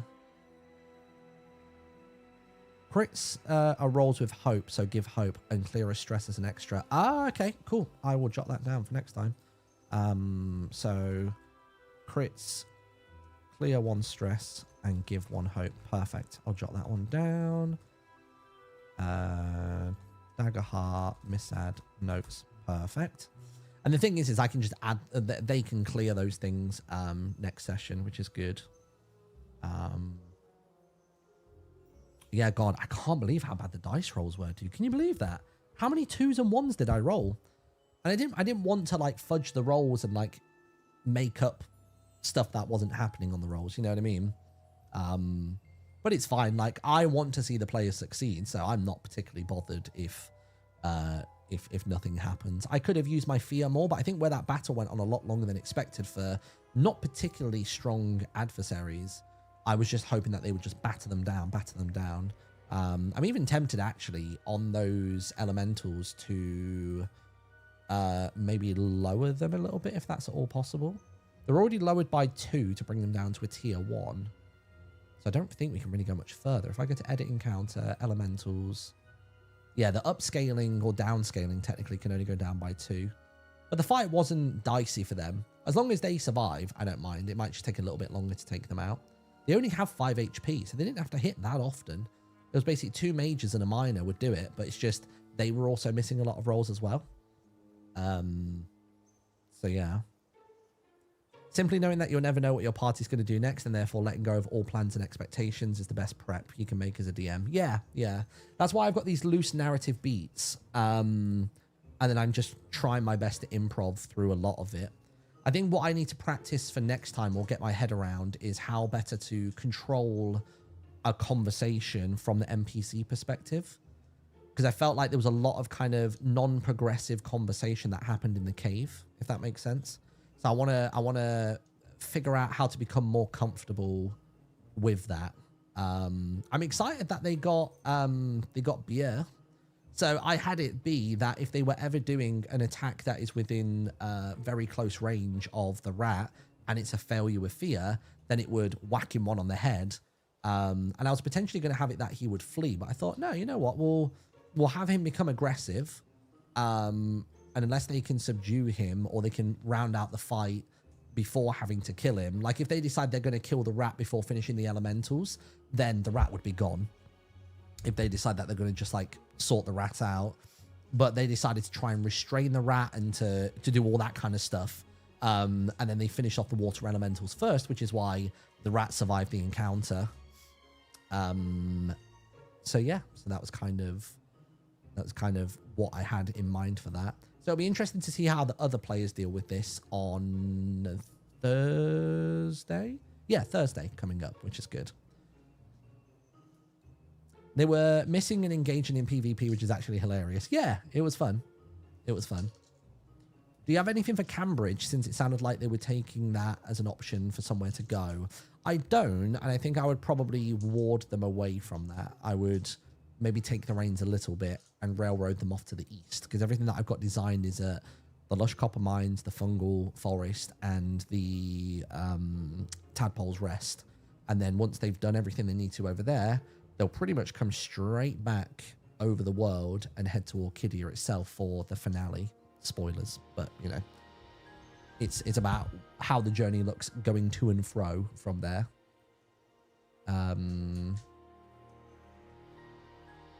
Were you admitting to reading people's mail earlier? Yeah, I was. Yeah, I kind of scuffed the delivery on that a little bit, but yeah, I was very much like clocking the listeners and being like, oh my ears, just a joke.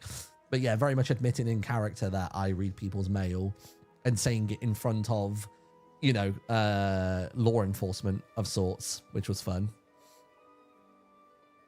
So that was good. But yeah, I think that went okay. I felt like I got a little bit choppy with the cave conversation, but everything up until that point felt okay. And basically, Eloise wasn't able to make it at the start because she was feeling a bit sick, and we didn't know whether Eloise was going to be turning up at all. So even the way that I introduced some characters in the tavern changed slightly for that like very last minute accommodation that we made. And we sort of said to Eloise, like, we can work you into the narrative or the combat, whatever's going on in that moment, you can just sort of kind of come in. So her, like, you know, soldiering into the town and just going up and slapping Horace was like brilliant. Like there was no, that was all player driven. That was, which was really fun. Oh, my camera's gone again.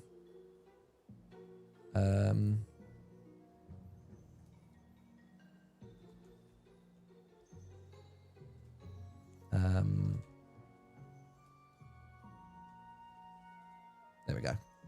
Hold on. Guess the stream is over. Yeah. Let me just reconnect to the lobby. That one there. There we go. Hi, I'm back. I can't believe how sus this group was and without Sausage. I know. Well, we're going to have Sausage and Scott in the same party. I think Drift and Sev will hopefully anchor the situation, and we'll sort of see how that one plays out. So yeah. So there we go. So hopefully you enjoyed that. It seemed like chat were having a really good time. I think what threw me off sometimes was actually having chat up when certain moments would happen, particularly the conversation heavy stuff. I think what I maybe need to do is hide chat when I need to like zero in on conversation control and descriptions and things like that.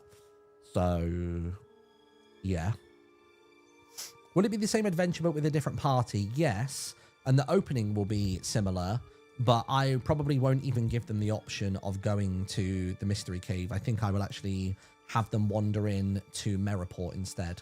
So we'll take them straight from Orchidia into Merriport and allow them to explore that town and garner information and things like that.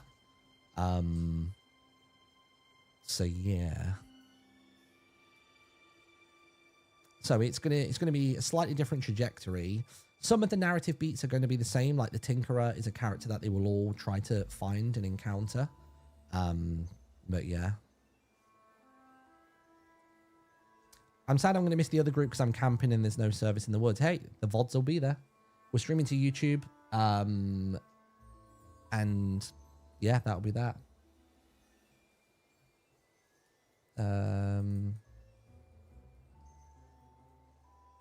Ooh. Gosh. Oh, that's cute. Ollie was saying he now needs to go get Daicha added as an NPC into the cave hole. That's funny. Will the extremely handsome mailman be in the other campaign too? Yeah, probably. I think that one's just funny because it kind of like breaks the fourth wall for the players a little bit of me self-inserting and describing myself as being very, very fantastic. You know what I mean?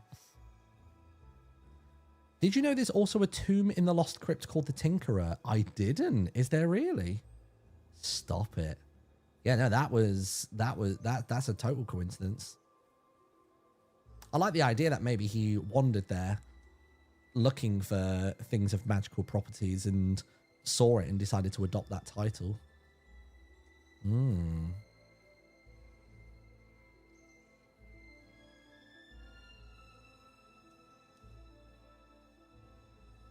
were freaking out about the Watcher listeners. Yeah. So I wrote that very last minute today because I wanted a tie-in for why...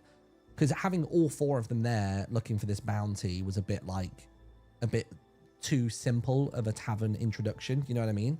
So I was like, oh, okay, well, maybe if... I noticed that Horace and Esiol are both guardians. So I was like, well, because they're the same class of character, I was like, maybe they can have some kind of unity together. And I thought, we've got the Watchers, which is the part I'd already written with the arm wrestling and the frustration and storming out and stuff. And I thought maybe we could have someone that's slightly above their rank and pay grade that can maybe like challenge them, or at least keep an eye on them. And that seemed to work out nicely, which I thought was good. So yeah, it's good. Sorry, I'm just sort of sitting here and just like decompressing after the session and just wanting to drink in any feedback that you guys have. Let's see if the other group kills Derek. What was Derek's original name? It was going to be Riven. So if you, we can literally log into Misadventures now and I can show you like, in Orchidia, there is Watcher Felix and there's Watcher Riven. So that is what the name was going to be originally. And I just immediately sidestepped and was like, yeah, sure. We'll call him Derek.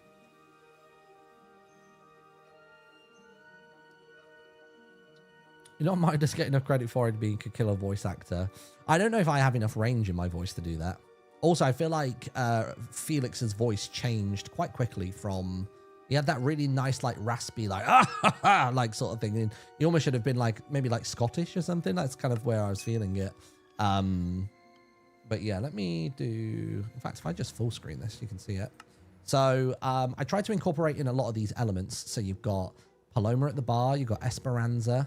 And I love that Cam managed to pick up on... Was it Cam? Yeah, that Cam managed to pick up on the golden apple thing, because that is Esperanza's quest, which is pretty cool.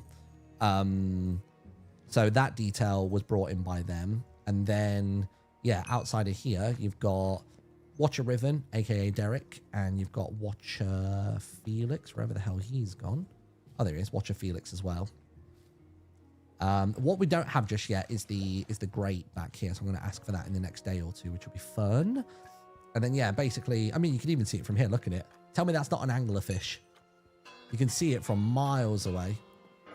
So, like, as we're walking along, you can see that there's the tower that is, like, comically large and appears to be wearing its own wizard hat, which is what I mentioned in one of the descriptions, which is Joey's spot, which is that one just there.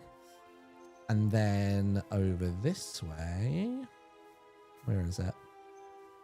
And then over this way was talks of like a sensibly sized cottage, but an absolutely bloody ginormous tree out the back of it that just makes you feel incredibly small. I think I explained it having a slight bit more grandeur than it maybe actually has, but that was fun. And then of course they wander down the road.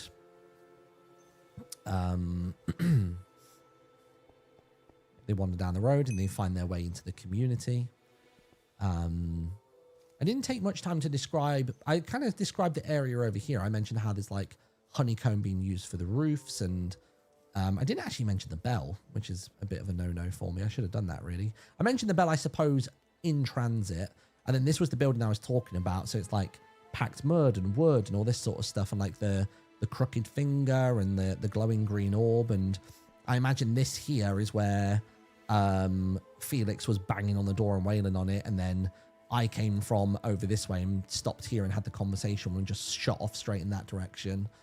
So I have a real, like, physically in-world kind of like, you know, positioning for everything that we're doing here, which is the benefit of the fact that we've been building this world together and we actually have real locations. And like all of the battle maps that we're going to have for this, by the way, are taken from direct screenshots in the world, which is brilliant. And what helps is, like, a lot of battle maps are done on grid paper, or, like, you know, done on a grid system. So it makes it really easy to just lay it over in Minecraft, because you just lay each square with each square, which is fantastic. And then if you imagine, this is basically the view that they're met with. So they wander their way north. I guess I more imagine them coming up from the mountain from this direction. Oh my God, that is a ginormous hole. I think that's going to be a dungeon soon enough, actually. I think. I can't imagine why that's hollowed out in such a world edit kind of way. That's the cave, yeah. So we'll go over and I'll show you what I had in mind when I was envisaging this. Does that work for a moment? It does not like that. Let's go out of full screen then. Oh, there you go. Display captures back. Nice. But yeah, this is the idea. So they come up here, they look over to the east, and they can see Merreport, and they're going around the western waters of it. And I think basically, why am I not on Dennis? Here you go, Dennis. And then basically what I imagined was them coming up to this hill about here specifically. And this is where they get their first glimpse of the mountain. So they see the giant eyes, they see the toothy mouth, and all that sort of stuff. Oh, which way am I going? That way. So what helps is that we already have environments, because I can take these real environments that have already been built by the players, and I'm hoping that gives them like a nice sense of feedback and exciting stuff. And like even like this path here, so it's like going up around like the winding stone and disappearing from Merreport's view and then finding it again. I did make it sound like this staircase that I'm on right now is a bit more of like a spiral going upwards. And then we get up here, and then this is where the tongue is. And then there's mentions of the pond and stuff like that. And there's the dripping waters coming from the stalactites. Look, these are the black banners. I didn't even make that up. So these black banners here are actually acting as like the back of the tongue, or the back of the throat. And little Daisha is, or Daicha, sorry, is hanging out inside of here. I don't know if there's necessarily actually a grassy bed here. I kind of just threw that detail in. Well, that doesn't bode well. And then obviously as you come upstairs, they go around this kind of round here, and these are the faces. And I sort of mentioned how these are like kind of painted on stone of various different patrons that have been here before. So up here is, if you imagine the scene, this is where they were having the conversation, which is cool. And then, yeah, basically their next steps are to either wander into Merreport or head up to the lush copper mines. They've got the fungal forest, and they've got Tadpole's Rest just set beyond there as well. So it's this kind of direction that they're going to be heading in this sort of direction here, which is good. That's Ollie's build, by the way. Yeah, no, I know. Ollie had mentioned, so Ollie said he doesn't like being railroaded when he plays D&D, which basically means me really forcing the direction of where to go. And he mentioned that he wanted to come to his cave and he would divert me. So I thought, well, if you're going to do that anyway, I'll build it in. So I did have to write this entire bit here and this, the little copper golem and stuff like that in there. My thinking was that the copper golem was either going to exist here, or it was going to exist in the golem tavern in Merreport. So it won't be Daicha, it'll probably be a different kind of golem, but that will exist in the tavern probably over in Merreport, which will be good. So if the other party go there, which is probably where I will guide them, then that's that. And then yeah, just having all of this dripstone was perfect. So like the moment anybody tried to leave here is when I wanted to enact that next combat encounter. And this drops down, and I imagine in the fiction that there is more dripstone around this area, which is going to land on the various people around here. So the battle map is basically looking like this at the minute.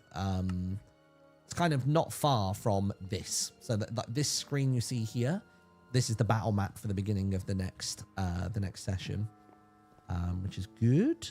And then yeah, we got battle maps for the various other encounters in the near future. So there you go. So I thought I'd give you a little bit of an insight on this, because like I'm showing you all of this, I'm hoping it doesn't feel too spoilery. It's more just me going, hey, I'm new to this. This is what my mindset is, and I am super open to advice and critique and suggestions on everything that we're doing here. Because the better I get at this, the more we can do it, and the more the players will hopefully enjoy it, and they'll feel compelled to play it as well. And yeah, it'll be good, because not many people particularly want to GM, but everybody enjoys being a player. Go on, Dennis. Fuck it. Yeah, go on, Dennis. Go on. Nice. So yeah. Using Minecraft as a map building medium is so cool. Yeah, I mean, what would be really cool is if I could actually place down physical elements in the world, and, you know, the players could stand there and they could hover over an ability in their hotbar, and then it would show rings around them and all that sort of stuff. Like, you know, actually make it D&D, like, you know, or like, you know, in-world representation of things like ranges and stuff. I mean, that might even be possible already, even if it's just very simply a close, very close melee and far range, you know, particle effects on the floor. Maybe we could play it in the world. Maybe that would feel satisfying. So yeah, that's where we're at. So that is what we've got. So we're going to be back on Thursday. So basically Thursday and Friday this week is going to be the likes of Drift, Sev, Sausage, and Scott. So the four of them are going to be playing together, and then they're going to do their second session the literal next day. Whether we make it through everything or not, we don't know. It all depends on how they interact with each other as players. And yeah, it really helps with the immersion that we know the Misadventures world. Exactly. Daggercraft soon, TM. I mean, to be honest, I did begin learning plugin programming not long ago, so maybe I could do that. I suppose I would have to figure out what the ranges are. I mean, I think it's a case of each block in Minecraft is supposed to be a meter, which is about 3 foot, and I think the ranges are done in foot in Daggerheart, so we could easily make something like that. So yeah, what will the time be for those sessions? So I'm hoping that they will begin at about 5 o'clock, so 5 p.m. BST. So whatever time it is for you right now, take off 5 hours basically, and I'm hoping that means both of those streams can be a good 4 hours with a break in the middle of, you know, maybe every 2 hours or so, allowing us to get through a good 8 hours of Daggerheart in the space of 2 days for that group. So they may finish everything that I have, or they might not, and we conclude it after TwitchCon. Whichever one takes their fancy first would be good. But yeah, so there we go. So thanks for being patient. Thank you for the notes on everything. If you have any more notes or feedback, suggestions, anything like that, you can use my Discord to throw it at me in there. We've got a Daggerheart specific channel actually inside of General. So if you go to General and go to, oh no, sorry, scrap that. It's in the gaming channel. In gaming, there's a thread called Daggerheart Chatter. So if you want to throw any feedback inside of there, that'd be fantastic. And I guess I will see you all again on Thursday for Daggerheart, and I'll probably be back tomorrow. And I really want to check out that One Piece server, so maybe we'll do that on stream tomorrow. That could be quite fun. And yeah, all done.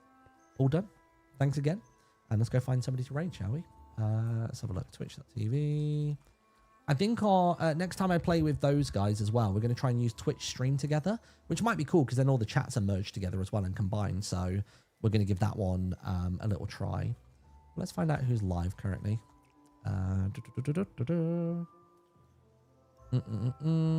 Let's drop in on...